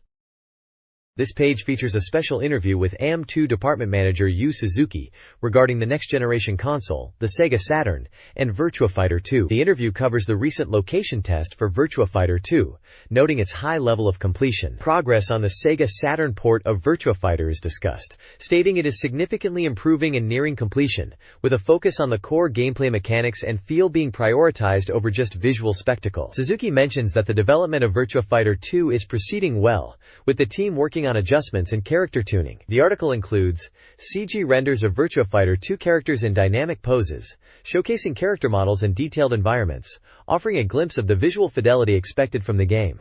The interviewer suggests Virtua Fighter 2 might be the most enjoyable game in the last 10 years. A photo shows Yu Suzuki and the interviewer Okayasu during the discussion. This page continues the discussion on Virtua Fighter 2 and the Sega Saturn port of the original. The interview highlights the success of the Virtua Fighter 2 location test, with overwhelming positive feedback from players who found the game amazing. A significant focus is placed on the improvements in Virtua Fighter 2, noting a dramatic increase in speed, impact, and smoothness thanks to the frame rate doubling to 60 frames per second compared to the first game's 30. The conversation touches on the new characters, mentioning Lion and Shun are included, though a boxer was considered. Yu Suzuki expresses that Virtua Fighter 2 is the first game he has made in 10 years that he genuinely wants to play himself. The lower section explores the possibilities for high-end CG, showcasing incredibly detailed computer-generated renders of various Virtua Fighter characters like Akira, Pai, Sarah, Jackie, Wolf, and others. The text explains how Virtua Fighter 2's smooth animation is nearing the quality seen in these renders, suggesting the in-game visuals are pushing the boundaries of what was possible at the time.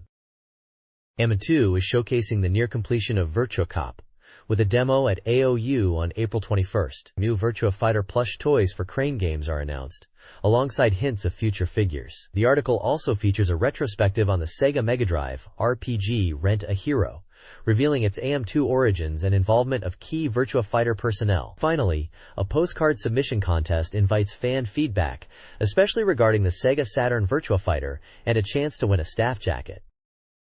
This page features a special report on Sega's next generation, highlighting the upcoming Sega Saturn and Super 32X. The main title announces the latest information on these systems and Sega's push into the next era, including arcade game trends, The introduction mentions the imminent release of the Saturn and 32X within 2 months, marking Sega's entry into the next generation, and touches upon arcade initiatives, theme park projects, and the STV arcade board. The feature is broken down into 3 parts: Amazing Sega Power, Pre-Release Countdown, Sega Saturn Latest News, and Spec Reveal. Super 32X is in sight, with page references provided. The page prominently displays the Sega Saturn console, and several screenshots from what appear to be upcoming games, including a racing game. There is also a dedicated interview section with Yu Suzuki, head of Sega AM2 R&D. Suzuki discusses AM2's role, their focus on tackling the newest hardware, the importance of research and development within the division, collaboration within Sega, and his personal enjoyment of the development process itself, aiming to create original experiences. This page delves into the heart of Sega's amusement machine, R&D, focusing specifically on AM Research and Development Department Number 1. The section is led by Department Head Rikiya Nakagawa, highlighting AM1's philosophy, which strongly prioritizes gameplay and fun over strict simulation realism in their arcade titles.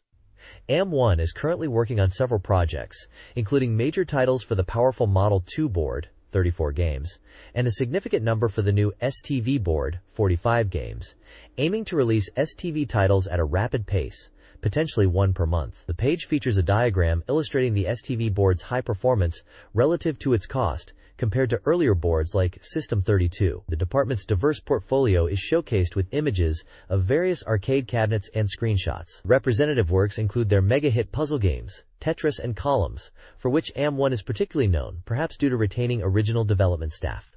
The first STV title featured is the fighting game Golden Axe, The Duel, notable for its detailed sprite work and flashy special moves. Other examples of AM1's output include the gun shooter Alien 3, the racing game Outrunners, a remake of the classic, the minigame collection Ichidanter, and the flying combat simulator Wing War, demonstrating their wide range of genres. This page shifts focus to Sega's AM Research and Development Department Number 3, led by Department Head Yukio Koguchi. Their philosophy is a blend of realism and character, aiming to create massive hits by prioritizing fun while also pursuing high-quality visuals. AM3 is heavily invested in CG animation research and development. The page showcases several experimental CG works, including a surprisingly detailed ant character navigating a lush environment, and a 3D interpretation of Sonic the Hedgehog. This CG work is a key strength, utilized for creating impressive visuals for games and potentially for promotional purposes like commercials. Development is underway for significant titles on the powerful Model 2 arcade board, with several projects in the works. They also have titles planned for the STV board. The page highlights some of AM3's past and present notable works, featuring arcade cabinets and screens for games like Rad Mobile, Title Fight, Rail Chase, and Star Wars Arcade. AM3 promises a spring explosion of releases, emphasizing their readiness to launch impressive new games utilizing the latest technology like CG on the Model 2 board. This page shifts focus to Sega's 5th AM Research and Development Department, headed by Tokunori Kanayasu. This department, formally established around 1991, specializes in developing large-scale amusement facility attractions, having originated from teams that worked on projects like the Yokohama Joyopolis. AM5 is unique in that it houses all necessary expertise in-house, from planning and CG design to programming and mechanics. Their development process is extensive, involving fundamental experiments and gathering data, even from testing rides themselves. They tackle complex challenges like synchronizing visuals with motion for VR attractions to prevent motion sickness. The page showcases some of their work at Joytopolis, including a popular VR attraction, the Visually Driven as One, developed in collaboration with AM3's CG team, and the thrilling Rail Chase, The Ride. Looking ahead, they envision more visually immersive attractions and even character-based theme parks like Sonic Land. The article also provides a broader view of Sega's entire AM&D structure,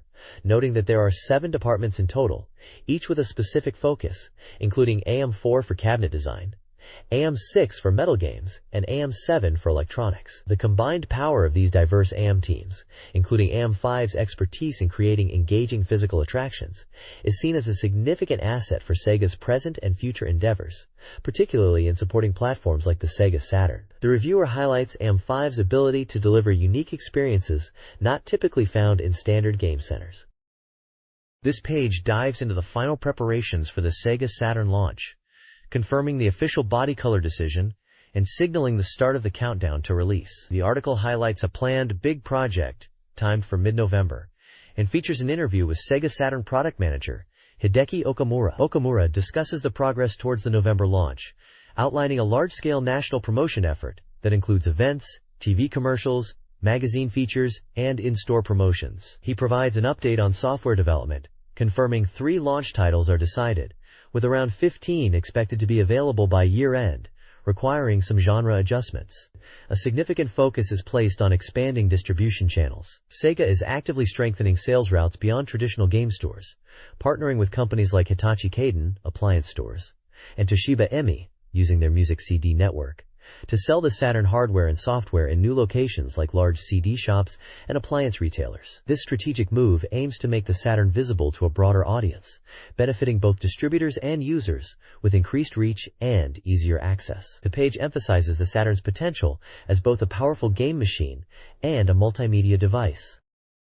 This Sega Saturn launch feature details the console's hardware design, focusing on an interview with Sega staff. The final specifications, including the body color and logo, are explained as resulting from extensive market research. The Saturn features 9 chips and prioritizes functionality over cutting-edge technology, incorporating developer feedback. The cartridge slot is an expansion slot for RAM and future enhancements. The controller features 8 buttons, and peripherals like a multitap and handler controllers are planned. While acknowledging PlayStation strengths, Sega highlights Saturn's superior image effects, like 3D rotation, as built upon 16-bit capabilities. The console's design is optimized for game experiences, employing proven techniques alongside new technology, like the Mesh 2 processor. This page provides a detailed look at Clockwork Knight, a 3D CG action game set to launch alongside the Sega Saturn. The feature focuses on revealing one of the game's highlights, the introduction of the polygon-modeled boss characters, specifically showcasing the transformation of the Pepelucho character. The article emphasizes the impressive visual effects and the way the camera perspective changes during boss encounters. It also teases 2 shorter features on the kitchen and train stages. Screenshots illustrate Pepelucho's transformation sequence from a fighter jet into a robot, noting the detailed polygon work. Other sections show gameplay from the kitchen level, highlighting challenges like navigating water from a faucet, and the train level, where players interact with toy trains. Interviews with the development team, including Chief Ohaba and Section Chief Ishii, discuss the game's CG animation, character modeling consistency between demos and the final game, and the utilization of the Saturn's image capabilities. Ishii, known for Phantasy Zone, expresses his ambition to make Clockwork Knight a representative character for the Saturn, and his excitement for the challenging development process. This Sega Saturn page previews 3 upcoming games, showcasing the system's 3D capabilities. Victory Goal is a 3D J.League soccer game with adjustable camera angles and 4-player support. Panzer Dragoon, an on-rails shooter, utilizes polygons and sprites for a dynamic 3D environment and dragon control. Finally, The Pinball is the first 3D video game pinball title, aiming for realistic ball physics, flipper action, and multiple tables. All 3 games highlight the Saturn's 3D graphics and new gameplay experiences. This page is part 2 of the Sega Saturn pre-release countdown feature. It previews 2 upcoming adventure games. First up is a new version of the highly freighted Mega CD game, titled Shinsetsu Yumemi Yakata, tentative, released as Mansion of Hidden Souls internationally. This Saturn iteration features significantly enhanced, realistic graphics, and utilizes 3D camera work enabled by full-screen display. A major improvement over the previous game is the story, which now branches dramatically based on player choices using an emotional branching system, offering different experiences each time. The goal has shifted from simply escaping the mansion to protecting a mysterious hunter. The controls are also expected to be much improved. Next is Rampo, a virtual cinema game based on the Itogawa Rampo movie.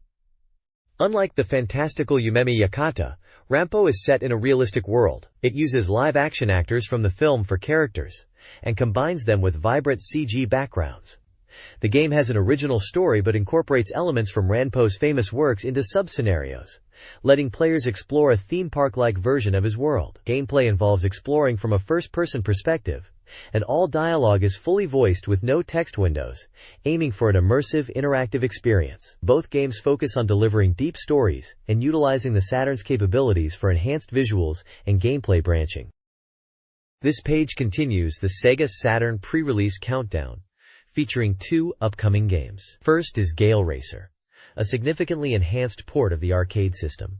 32 Racer, Rad Mobile. This version is powered up for the Saturn, with all new features not found in the original, and graphics that are said to surpass the arcade game, showcasing impressive polygon car models and detailed environments. The inclusion of numerous CG demos alongside the core gameplay adds further excitement. The reviewer notes the realism of the visuals and the variety of camera angles available. Next up is Greatest 9, tentative title, likely Victory 9, an ultra-realistic baseball game. Its standout feature is the complete lack of screen switching between batting and fielding perspectives, providing a continuous gameplay experience. The game utilizes polygons and texture mapping to create realistic stadiums, and features player characters based on live actors, emphasizing its focus on realism. Development is noted to be around 30% complete, with plans for featuring famous players and allowing players to save their records. The seamless, continuous gameplay view is highlighted as a major innovation for baseball games. This page continues the Sega Saturn pre-release showcase with a look at the tentative title, New Shinobi Legend, which would become Shinobi Legions. Following up the popular Mega Drive series, this Saturn entry promises a significant power boost. The focus is on creating real action, with character movements based entirely on live actors, giving the game a distinct look. The developers highlight the amazing screen effects possible on the Saturn, emphasizing that it's capable of more than just polygons. Screenshots display a variety of visually impressive scenes, from explosive fire effects to towering boss characters, and diverse environments like dense forests, rocky cliffs, and indoor locations. There's also a feature inviting readers to name 4 specific bosses from stages 1, 5, 6, and 7, with brief descriptions of each provided, such as a master of strange fistfighting and a powerful war robot. An interview snippet confirms the use of live actors for human characters, but notes that non-human creatures are rendered using CG. The development team is concentrating on refining character animations to deliver a truly impressive action experience. This page introduces the exciting first wave of third-party software announced for the Sega Saturn, including titles planned to launch alongside the hardware. Various publishers like Victor Entertainment, Athena, Virgin Games, Ubisoft, Koei, Grams Human, and ASC2 are presenting their upcoming games, highlighting the diverse genres coming to the new console. We see glimpses of titles such as Metal Fighter Miku, an anime-based girl wrestling game, and KO Flying Squadron 2, a sequel to the popular Mega CD shooter. There are also simulations, like Authentic Professional Mahjong Kiwami, the sequel interactive drama The 11th Hour from Virgin Games, and Koei's strategy epic romance of the Three Kingdoms IV, also confirmed for the 32X. Ubisoft brings their colorful 2D platformer Rayman from France, while Grams presents their sci-fi simulation Quo Vadis. Fans of wrestling can look forward to Fire Pro Wrestling and Saturn from Human, and ASC2 is bringing their popular simulation series with Derby Stallion and Kakenoki Shogi. The page reflects the growing momentum and variety of games being prepared by third parties for the Saturn's arrival. This page continues the look at upcoming third-party titles for the Sega Saturn. Tengen is bringing the arcade racer Race Drive-In, an enhanced version of the classic Hard Drive-In, promising improved texture-mapped graphics for the Saturn release. They also show off Tama, an original 3D puzzle game where you navigate a ball through complex, scalable mazes. ArtDink presents 2 simulation games, Aquanauts Holiday, an underwater exploration title, and A Train IV, the latest entry in their popular railway simulation series, both also slated for PlayStation. Sunsoft is porting the acclaimed adventure game Myst and developing game No Tatsujin, a compilation featuring Mahjong, Othello, Go, and Shogi. Imagineer previews Seifuku Densetsu Pretty Fighter X, an anime-style 2D fighting game, while Chunawaru announces Mahjong Goku Tenjiku, a port of a popular PC Mahjong title. The page concludes by teasing more Saturn details in the next issue, and surprisingly features a first look at Takara's PlayStation 3D fighter, Battle Arena Toshinden, positioned as a potential challenger to Virtua Fighter. This page shows the diverse range of genres being prepared by publishers for the Saturn launch, extending beyond the ports and sequels seen previously. This page dives deep into the upcoming Super 32X add-on for the Mega Drive/Genesis, revealing its detailed specifications and the crucial list of third-party developers supporting it. The article highlights the unit's power, confirming it uses two Shish 2 processors, the very same CPU found in the Sega Saturn, giving it significant muscle. It also details the improved sound capabilities, with the addition of 2 channels of PWM audio. The technical specs confirm the dual Sesh 2 CPUs, multiple types of RAM, and enhanced color palette support. A large number of developers, both domestic Japanese and international, are listed as supporting the hardware, totaling 39 companies. While many companies indicated development was still in the early stages, some specific titles are mentioned. These include ports like Mortal Kombat, Romance of the Three Kingdoms IV, Pitfall, The Mayan Adventure, Earthworm Jim, and titles from the Clay Fighters and Viking series. Other games like Alien Trilogy, Batman Forever, Bubsy, Spot Goes to Hollywood, Arrow the Acrobat, and Justice Freaks are also listed among the planned releases, showcasing a diverse initial lineup. The overall tone is one of excitement and anticipation for the power and game support the 32X promises to bring to the Genesis platform. This page showcases 2 exciting titles slated for the Sega 32X launch. First up is Star Wars Arcade, highlighted as a key release alongside the new hardware.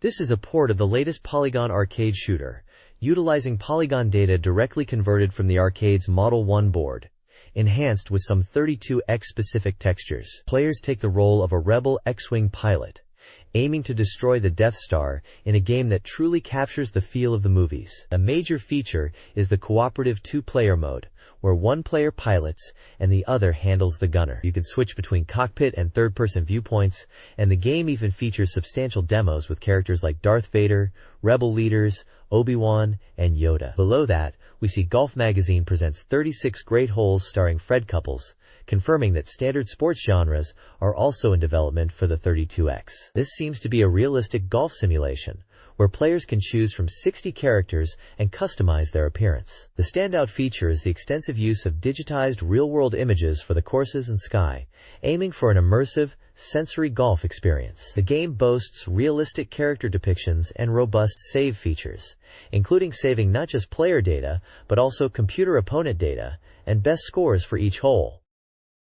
This page continues the focus on the Sega 32X launch lineup, featuring 2 highly anticipated titles. First up is Versus R Deluxe, which appears to be the most popular 32X game in development. Based on the arcade and Mega Drive hit Virtua Racing, this version is confirmed to feature a save function and numerous new elements like additional courses and vehicles. The visuals are highlighted as smoother and more dynamic than the Mega Drive version, leveraging the 32X's capabilities for improved engine sounds and camera work. 3 distinct car types with varying performance are shown, including a high-speed prototype. Below that is Doom, following up on the PC version previously covered. This 32X port aims for a complete conversion of the PC game, showcasing detailed screenshots of the demon-filled environments and smooth character and background scaling. While some interface elements are still in development, the core gameplay, including movement and combat, seems solid, utilizing the 32X's sound capabilities and 3D rendering ambitions. The page concludes with a look at Sega's broader next-generation strategy leading into the Saturn era. This special feature highlights Sega's strong internal software development alongside third-party support as key strengths against rivals like Sony and Nintendo. The 32X is positioned as a bridge, leveraging its performance and price point to deliver high-quality experiences, including confirmed ports like Afterburner, currently 30% complete for 32X. The countdown to Sega's next era is nearing its end. This page continues the focus on anticipated releases for the Sega Mega Drive, with a deep dive into Story of Thor, known internationally as Beyond Oasis. This action RPG from developer Ancient is highlighted as a major upcoming title in the Mega Drive's continuing rush of role-playing games. The article showcases newly revealed opening visuals, praised for their beauty and length, designed to draw players into the game's world. The visuals are noted to sync well with the sound. A glimpse into the game's lore is provided, referencing a past conflict and lost magical rings. Combat is detailed, explaining that the protagonist begins with just a short sword, which has unlimited use but limited range. More powerful weapons, like the longsword and bow, are acquired later but have restricted uses, encouraging strategic saving for tougher encounters like boss battles. Special moves and the impact of weapons are emphasized. The page also points out user-friendly design elements, specifically the map screen, which clearly indicates both the player's current location and their destination, a helpful feature for navigation. The screenshots displayed represent a work in progress, but the overall impression is highly positive, generating excitement for this original action RPG. This Dragon Slayer guide details the mid to late game progression, focusing on Chapter 4 to the start of Chapter 5. Players must visit Knuckle Village, northeast of the castle, to acquire information from Cynthia and gather materials. Subsequent travel to Rudraport and Kazami Tower is required to build a crucial contraption. Key encounters include the AX Beak, Vulgar, and Sand Eater, culminating in a solo fight against Akudam in Windbreak Cave. Level 33 recommended. Defeating Akudam triggers a confrontation with Baramis, requiring the full party. The guide includes monster details and important item locations. This page continues the guide for Dragon Slayer, the Legend of Heroes. Moving into Chapter 5. After defeating Baramis, peace returns to Soldis. But Princess Decana, Prince Seolios' betrothed, has gone missing. The party takes on the task of finding her, needing to gather information across various locations. It seems Dina was abandoned in the desert and taken by slave traders. The guide details several key places to visit in the search. Molesdun Republic is noted as a place where slave traders operate, with a ship now sailing there from Rudraport. Richiel Port is where ships from Soldis arrive, offering important information, though you need to watch out for pickpockets. Nasul Town features a good weapon shop with reasonable prices for powerful gear. Efto Village is home to an archaeologist with amnesia who will become important later in the story. Finally, Fengus Town is a notorious town of thieves where Dina may have been sold. Gale seems reluctant to enter Fengus Town, hinting at a significant secret. The page also introduces new monsters encountered in this chapter. Agil, often appearing in groups. Rockman, who throws damaging rocks. Bursthound, a powerful companion to Agil that gets stronger when damaged. And Phantom, a high HP enemy that lowers your agility but isn't particularly threatening otherwise. This page dives into Mega Man, The Wily Wars, the compilation bringing the first 3 Mega Man games to the Sega Genesis/Mega Drive. It excitedly reveals a major feature: the brand new Wily Tower stage, which becomes accessible only after you successfully clear Mega Man 1, 2, and 3. The Wily Tower is presented as the game's final challenge, featuring 3 original boss characters waiting for Mega Man. An interesting highlight is the ability to select your loadout before tackling Wily Tower, allowing you to pick weapons from any of the 3 included Mega Man games. This adds a great strategic layer, letting you experiment with powerful combinations, like Metal Blade from Mega Man 2 or Spark Shock from Mega Man 3 against different enemies and bosses. The page also showcases various weapons from Mega Man 1, 2, and 3, giving a glimpse of the arsenal at your disposal. The next page focuses on the new content in Mega Man: The Wily Wars, specifically the 3 original boss characters encountered in the Wily Tower. It reveals an interesting detail. These bosses are based on characters from the classic Chinese novel, Journey to the West. We're introduced to Buster Rod G, designed after Sun Wukong, who acts as the leader despite his somewhat arbitrary selection. He's known for his mastery of the staff. Mega Water Cess, based on Sha Wujing, resents Buster Rod G's leadership and secretly trains, specializing in water attacks. Finally, Hyperstorm H, modeled after Zhubaji, is powerful and wild, initially considered for leadership but deemed too volatile, and his signature move is a devastating ground pound. The page also highlights the importance of support items in the Wily Tower stages, detailing various useful tools like the Rush Coil for high jumps and the Rush Jet for aerial movement, suggesting these will be key to overcoming the unique challenges presented in these new levels. It seems the game encourages strategic use of your abilities and items to progress. This page dives into the highly anticipated sequel, Mortal Kombat 2: Ultimate Godfist, highlighting its significant improvements over the original. The reviewer expresses excitement about the game's photorealistic graphics and shocking techniques that made the first game famous, noting that the sequel is even more intense. The character roster has expanded to 12, each with unique and distinct personalities. Winning battles is all about mastering basic techniques and combos. The page outlines fundamental attack strings, like high punch X4 plus low kick, and low punch X3 plus low kick, emphasizing their importance and effectiveness, especially against the computer AI. It also details jump-in combos, such as jump kick plus foot sweep, crucial for initiating offense. More advanced techniques like jump kick plus special move are mentioned, though dependent on specific characters. A major focus is placed on the unique finishing moves, including the Ultimate God Fist, which likely refers to the fatalities.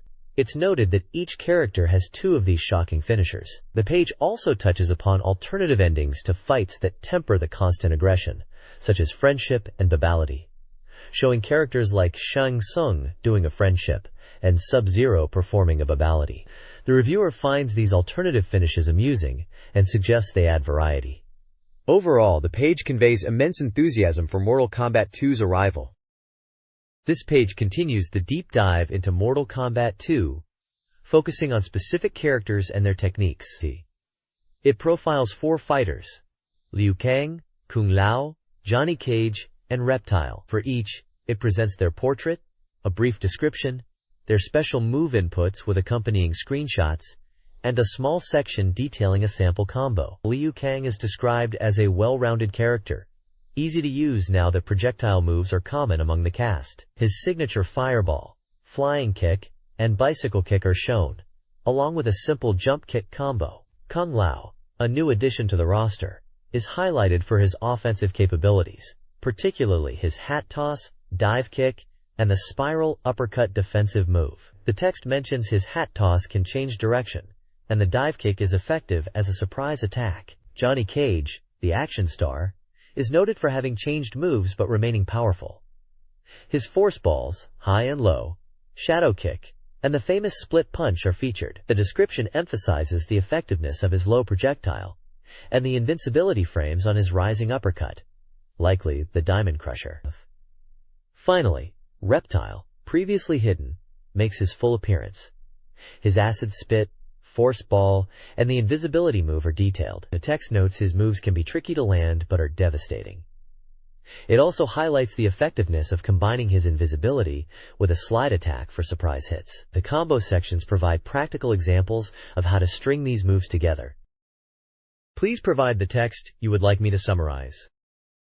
This page dives into the world of Mortal Kombat 2, focusing on character strategies and key moves. It highlights 4 fighters: the speedy clone Mileena, the straightforward newcomer Baraka, the teleporting Wraith Scorpion, and the Thunder God Raiden. The guide breaks down essential strategies for each character, emphasizing Mileena's quick attacks and projectile game, Baraka's ease of use with his blade attacks, Scorpion's defining battle harp for controlling distance and initiating combos, and Raiden's effective combination of melee and teleportation tactics. Specific command inputs for signature moves, like Mileena's Psy Blast, Baraka's Blade Spark, Scorpion's Phantom Fist, and Raiden's Teleport are shown, along with explanations of their utility. Combo examples are also provided, offering insight into how to chain attacks effectively. The page notes that Acclaim is handling the port, giving players a sense of who is bringing this arcade hit home. Overall, it's a focused look at mastering a few key fighters in MK2. This page delves into the upcoming Sega CD title, Lunar, Eternal Blue, providing an early look at the game's development progress. The main focus is a detailed guide to Rupa Village, an important early location, complete with a map and descriptions of key points of interest. Among the highlighted areas is the Althena Shrine, shown with a screenshot of its interior, explaining its significance within the world. The page also features a character illustration, likely depicting Althena herself, and accompanying text hinting at the goddess's role in the game's mythology. The magazine's index at the top previews other games covered, including Samurai Showdown, Fatal Fury Special, Battle Core, and Jurassic Park. Rupa Village in Lunar. Eternal Blue is a troubled settlement populated by wanderers with past trauma. Residents tolerate each other's rough behavior, though gambling and fights are common. The village's map and key locations are detailed, including simple villager houses, a large mayor's house with gambling maids, and a lively pub filled with patrons like Ronfar. The village's shrine, despite its grandeur, lacks a priest. A weapon and armor shop is noted for its limited selection, despite the shopkeeper's claims. The narrative hints at the village's connection to Dalton, and its role as a gathering place for those seeking refuge or answers. This page dives deeper into the world of Lunar, Eternal Blue, starting with a look at the villagers of Rupa. It highlights the lively, if sometimes rough, conversations you'll encounter, noting how Ron Kafar's reputation for gambling precedes him. It appears his antics are well known throughout the village, solidifying his character from the outset. Below, the page breaks down the magic and skill system in Lunar 2. It explains that magic is broadly categorized and acquired through different means: strengthening existing spells by defeating enemies, learning new battle magic through leveling up, skills changing based on equipped weapons, and special abilities gained from items. The system encourages interaction and exploration to unlock your full potential. Magic itself is depicted as a mysterious force, often categorized as white magic for support/healing and black magic for offensive power, with strength varying by user. Finally, the page focuses on the protagonist, Hyro, detailing his signature abilities. He specializes in wind-based magic and powerful sword techniques. Two key skills are showcased: Clone Sword, where Hyro splits into multiple copies to attack a single or multiple targets, and Wheelwind, a powerful wind-based attack useful for damaging groups of enemies, or even knocking them out of the battle area, as shown in the accompanying screenshots. This gives players a clear look at Hyro's combat style. The next page continues the breakdown of character abilities in Lunar, Eternal Blue. It first focuses on Ronfar, highlighting his expertise in healing and gambling magic. His prayer magic is primarily for restoring allies' HP, while his gambling magic uses dice to inflict various effects on both friends and foes, with some abilities capable of immense power upon success. Screenshots display his Dice of Fortune and Prayer of Absorption skills. Next, the page details Jean, whose specialty lies in her dance abilities. Through dance, she can charm or bind enemies. Her offensive magic deals damage even if status effects fail, making it useful. The showcased abilities are Waltz of Binding and Charming Dance Princess. Finally, the page introduces Lemina, a skilled user of fire and ice magic. It notes the importance of elemental attributes in Lunar 2, where monsters have resistances and weaknesses, making effective magic usage key. Lemina also possesses various support spells, including Magic Ceiling, Magical Shield, and High Pressure, which slows enemies. Screenshots show her Ice Javelin and Heat Circle spells. The content suggests that mastering these characters' unique abilities is crucial for success. This page features content related to Lunar, Eternal Blue. The top section includes a seasonal message about the end of summer and the start of a new school year, mentioning that studying will be impossible once Lunar 2 is released. There's a section titled Lunar Eternal Blue Setting Collection Volume 7, showcasing various concept sketches and artwork for the game, including environmental scenes and character designs. The accompanying text notes that many of these drawings end up not being used in the final game, but the staff's hard work is appreciated. Another section is a Lunar Production Diary, covering November 1993 to January 1994, featuring commentary from Mr. Juma. It touches on the development process, mentioning challenges encountered around November-December, and the addition of new staff in January to help with production progress. It also notes the decision made in January to release the music CD Lunar Prelude ahead of the game, and the enjoyable time spent deciding on voice actors. A Word on a Postcard section presents reader feedback and suggestions for the game, such as ideas for side stories or interactive choices within the visuals. Finally, a segment introduces Noriyuki Iwadare, the game's composer, with a photo and a quote suggesting his confidence in the music. He comments on the finished sound fitting the wonderful story and asks if more music is needed, humorously adding, "Don't search for it." This page opens with a new feature showcasing illustrations by Kenji Satu, the artist for Lunar, Eternal Blue.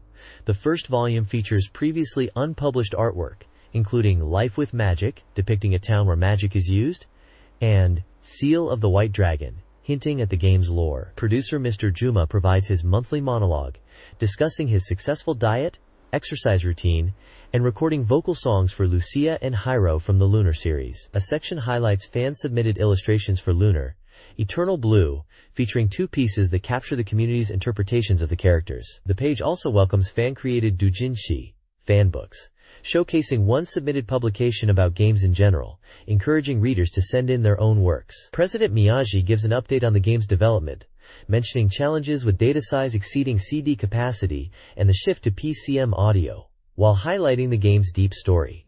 The page concludes by announcing themes for the next issue, including a Q&A for Lunar, Eternal Blue, and an illustration contest. This page focuses on the highly anticipated Sega CD port of the popular fighting game, Samurai Showdown. It highlights the impressive achievement of bringing the game's large character sprites and dynamic movement to the Sega CD, promising a gameplay feel very close to the original arcade or Neo Geo experience. The article features several screenshots showcasing various stages like Charlotte's France stage, Tamtam's Green Hell, and Nakoru's Desert stage, emphasizing the size and detail of the characters and backgrounds. Special moves like Haomaru's Hurricane Slash and Crescent Moon Slash are shown, confirming that the animation patterns are faithfully recreated. Expert reviewers share their excitement, praising the character size and movement, and comparing it favorably to other fighting games of the era. They express high anticipation, particularly hoping for the faithful implementation of the series' signature zoom/scaling effects tied to the rage meter. A direct comparison section visually contrasts the larger, more detailed characters and backgrounds of the Sega CD version, despite being only 30% complete at the time, with the smaller sprites of the ROM version, likely the Neo Geo original, further emphasizing the port's potential. The use of the CD format allows for near-perfect reproduction of the original sound effects and background music, adding to the excitement. This page shifts focus to another highly anticipated SNK fighting game coming to the Sega CD, Fatal Fury Special. The main headline declares that the game's reproduction quality is expected to be top-notch. The article showcases new screenshots, including Krauser vs. Tung Fu Ryu on the Germany stage, and Billy Kane vs. Joe Higashi on the Tai Chain Mei stage, highlighting the large character sprites. It confirms that the unique 2-line battle system, a signature feature of the Fatal Fury series allowing movement between foreground and background lines, is faithfully reproduced. The Mega CD format is praised for enabling a perfect reproduction of the game's BGM and character voices, adding to the immersive experience. Comparison shots visually demonstrate the larger character size and detail of the Mega CD version compared to a smaller sprite version, likely the Neo Geo original, even though the port was only 30% complete at the time of this article. Reviewers express strong anticipation for the port's completion, praising the character size, movement, and the faithful recreation of gameplay mechanics, including special moves and victory poses. Overall, the outlook for Fatal Fury Special on Mega CD is extremely positive, promising a near-perfect arcade experience. This page introduces Battle Core on the Mega CD, a robot combat simulation focused on intense shooting action in a 3D environment. The core mechanic highlighted is the game's unique control system, where the robot's upper and lower bodies are controlled independently. This allows players to move their legs while simultaneously aiming or rotating the upper body turret, a crucial technique for dodging enemy fire and maintaining targeting accuracy, which the article likens to the gameplay of Battletech. The game features 3 distinct pilot types, each offering different attributes such as agility, armor, or a balanced approach, providing players with choices that affect gameplay style. A variety of weapons are also detailed, ranging from standard energy cannons and explosive grenades to close-range flamethrowers and homing missiles, encouraging strategic weapon use. The article conveys enthusiasm for the game's action and emphasizes that mastering the independent body control is key to becoming an effective soldier in the game's resource war setting. This Mega CD game, Battle Core, presents 6 initial missions demanding diverse skills. Mission 1, Ground, involves island navigation and radar destruction, highlighting upper-lower body control. Mission 2, Underground, requires navigating a maze to disable a generator, emphasizing upper body movement. Mission 3, Base, necessitates floor-to-floor navigation using often hidden warp zones and turret destruction. Mission 4, Seabed, is a memory-based, cautious advancement mission due to fierce enemy attacks. Mission 5, Snowfield, demands bridge building and flamethrower proficiency. Mission 6, Conveyor Belt, necessitates careful timing and speed adjustments within an enclosed space. Each mission presents unique challenges, stressing adaptability and mastery of the robot's controls. This page focuses on the Sega Mega CD game Jurassic Park. It highlights that the priority isn't immediately collecting eggs but rather gathering necessary tools first. Success comes after securing the right equipment. The core gameplay involves moving the cursor over the screen to interact with the environment. The cursor changing shape indicates an action is possible, like picking something up or moving it. Locations shown include the helicopter crash site where a stun gun is found, a rocky area where a key shape appears on the cursor, and the visitor center. The visitor center is crucial, acting as a base of operations.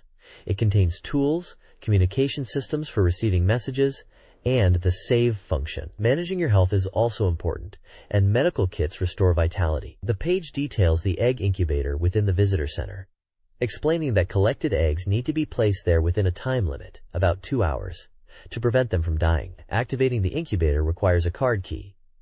The interface screens show the map, message log, save game option, and the egg incubator status. This page features a special report on the game Dino Brothers 2. It also mentions a rescue mission related to Thunderbirds, suggesting some crossover or themed content. The page includes a queue and a section for Dino Brothers 2. One question asks about a special technique shown in the demo scenes between stages. The answer explains that this isn't a hidden technique for gameplay, but rather a demo viewer feature. By clearing the final stage and entering specific passwords on the password screen, players can access various demo sequences, allowing them to re-watch them. There is a list of special passwords for Dino Brothers 2. These passwords unlock access to different parts of the game, including the ending demo, demos for specific ranges of stages, stages 15, 610, etc., story mode demos, training mode demos, and original mode settings. A strategy guide is provided for story mode stage 9, titled Great Snow Mountain.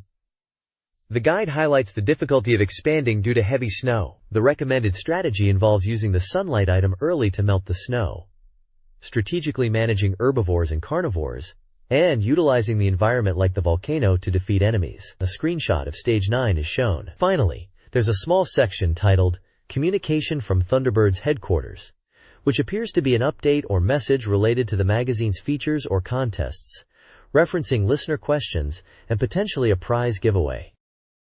This page features the BeepMD Secret Technique League, showcasing reader-submitted cheats for various Mega Drive titles. The magazine introduces this section as a collection of hidden tricks. Featured techniques include those for Dynamite Heady, offering methods to access stage select, and a character viewer via specific button inputs on the title and option screens. Screenshots demonstrate these menus. For J.League Pro Striker 2, 2 cheats are presented. One allows players to view the ending sequences for all 12 teams by entering different directional and button combinations at the Sega logo screen. Another shortcut lets players jump directly into a penalty shootout mode during a practice match by pressing A, B, and C simultaneously. Screenshots show the Sega logo and a penalty kick scene. Finally, for Nazo Puyo Arle no Ru, a cheat is detailed for accessing the game's sound test using a specific button sequence on the title screen. A screenshot of the sound test menu is included. These entries highlight clever ways to experience different aspects of these games, contributed by dedicated fans. A small note mentions a heel lift move technique for J.League Pro Striker 2. This page continues the BeepMD Secret Technique League, featuring more reader-submitted cheats for Mega Drive games.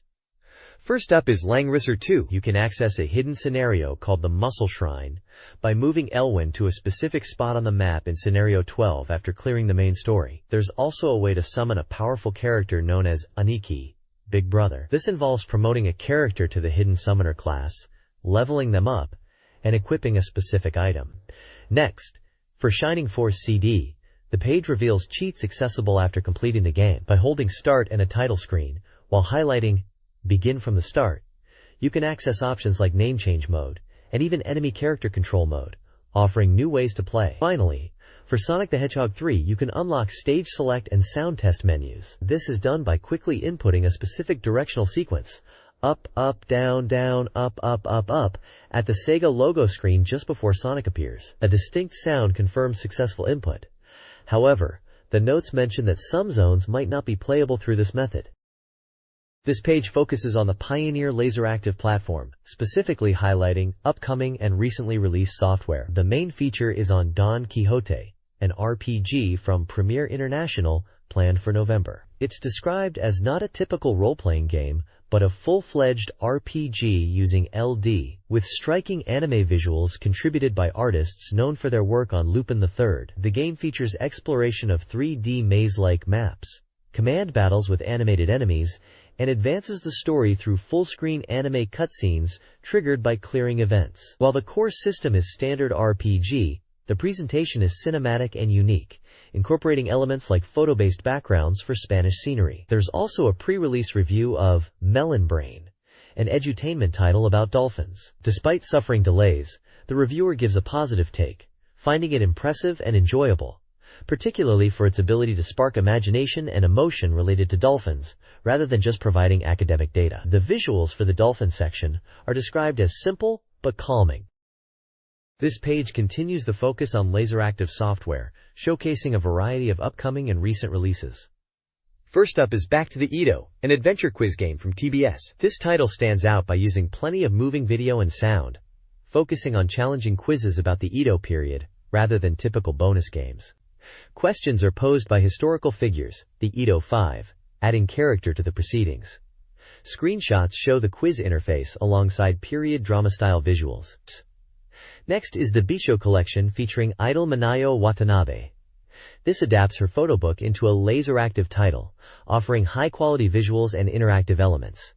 It even includes over 100 photos not found in the original book, and is noted for its relatively low price. Screenshots display photos of the idol, and menu options for viewing the collection. Finally, there's a brief mention of Dr. Paulo's Secret Video, categorized as an adult/drive title.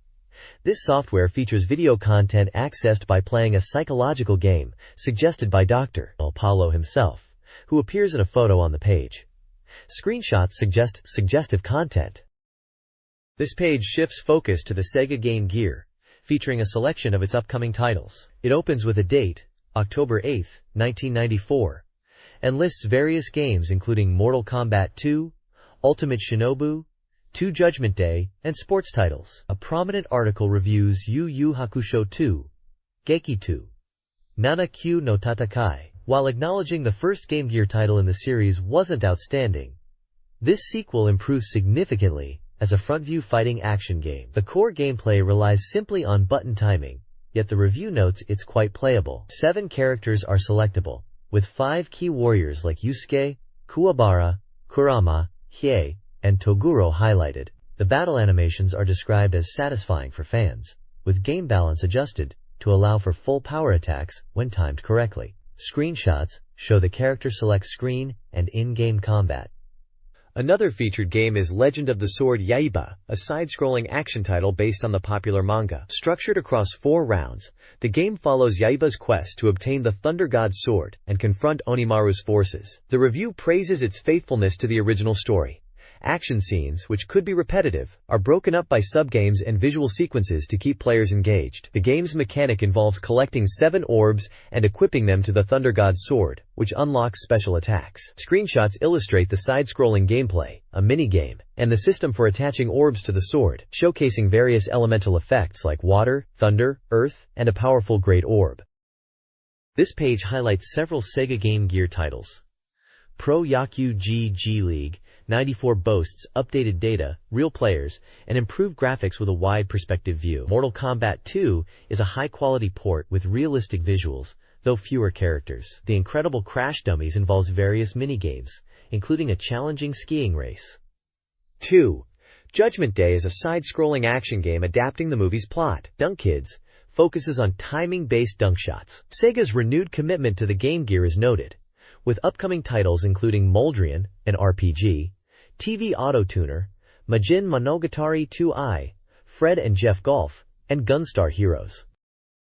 This page dives into the latest Neo Geo releases, kicking things off with a look at the King of Fighters 94. It highlights the unique 3-on-3 team battle system, where you pick a squad of classic SNK characters from series like Fatal Fury, Art of Fighting, and Ikari Warriors, mixed with some fresh faces. The reviewer notes its popularity in arcades and anticipation for upcoming shows. Next up is Samurai Showdown 2, detailing new combat mechanics like dodges and taunts, and the cool new feature where filling your rage gauge lets you pull off devastating weapon-breaking special moves. 4 additional characters are planned, though one character, Tam Tam, is confirmed to be absent. There's also a mention of Arrow Fighters, too, described as a highly anticipated vertical shooter with a high difficulty level, but promising quality. Finally, the page shows a beat-em-up game, Gangan Kushinkyoku, where you battle mutants. The text suggests relying on powerful special moves is key, but also points out a potential drawback where defeating enemies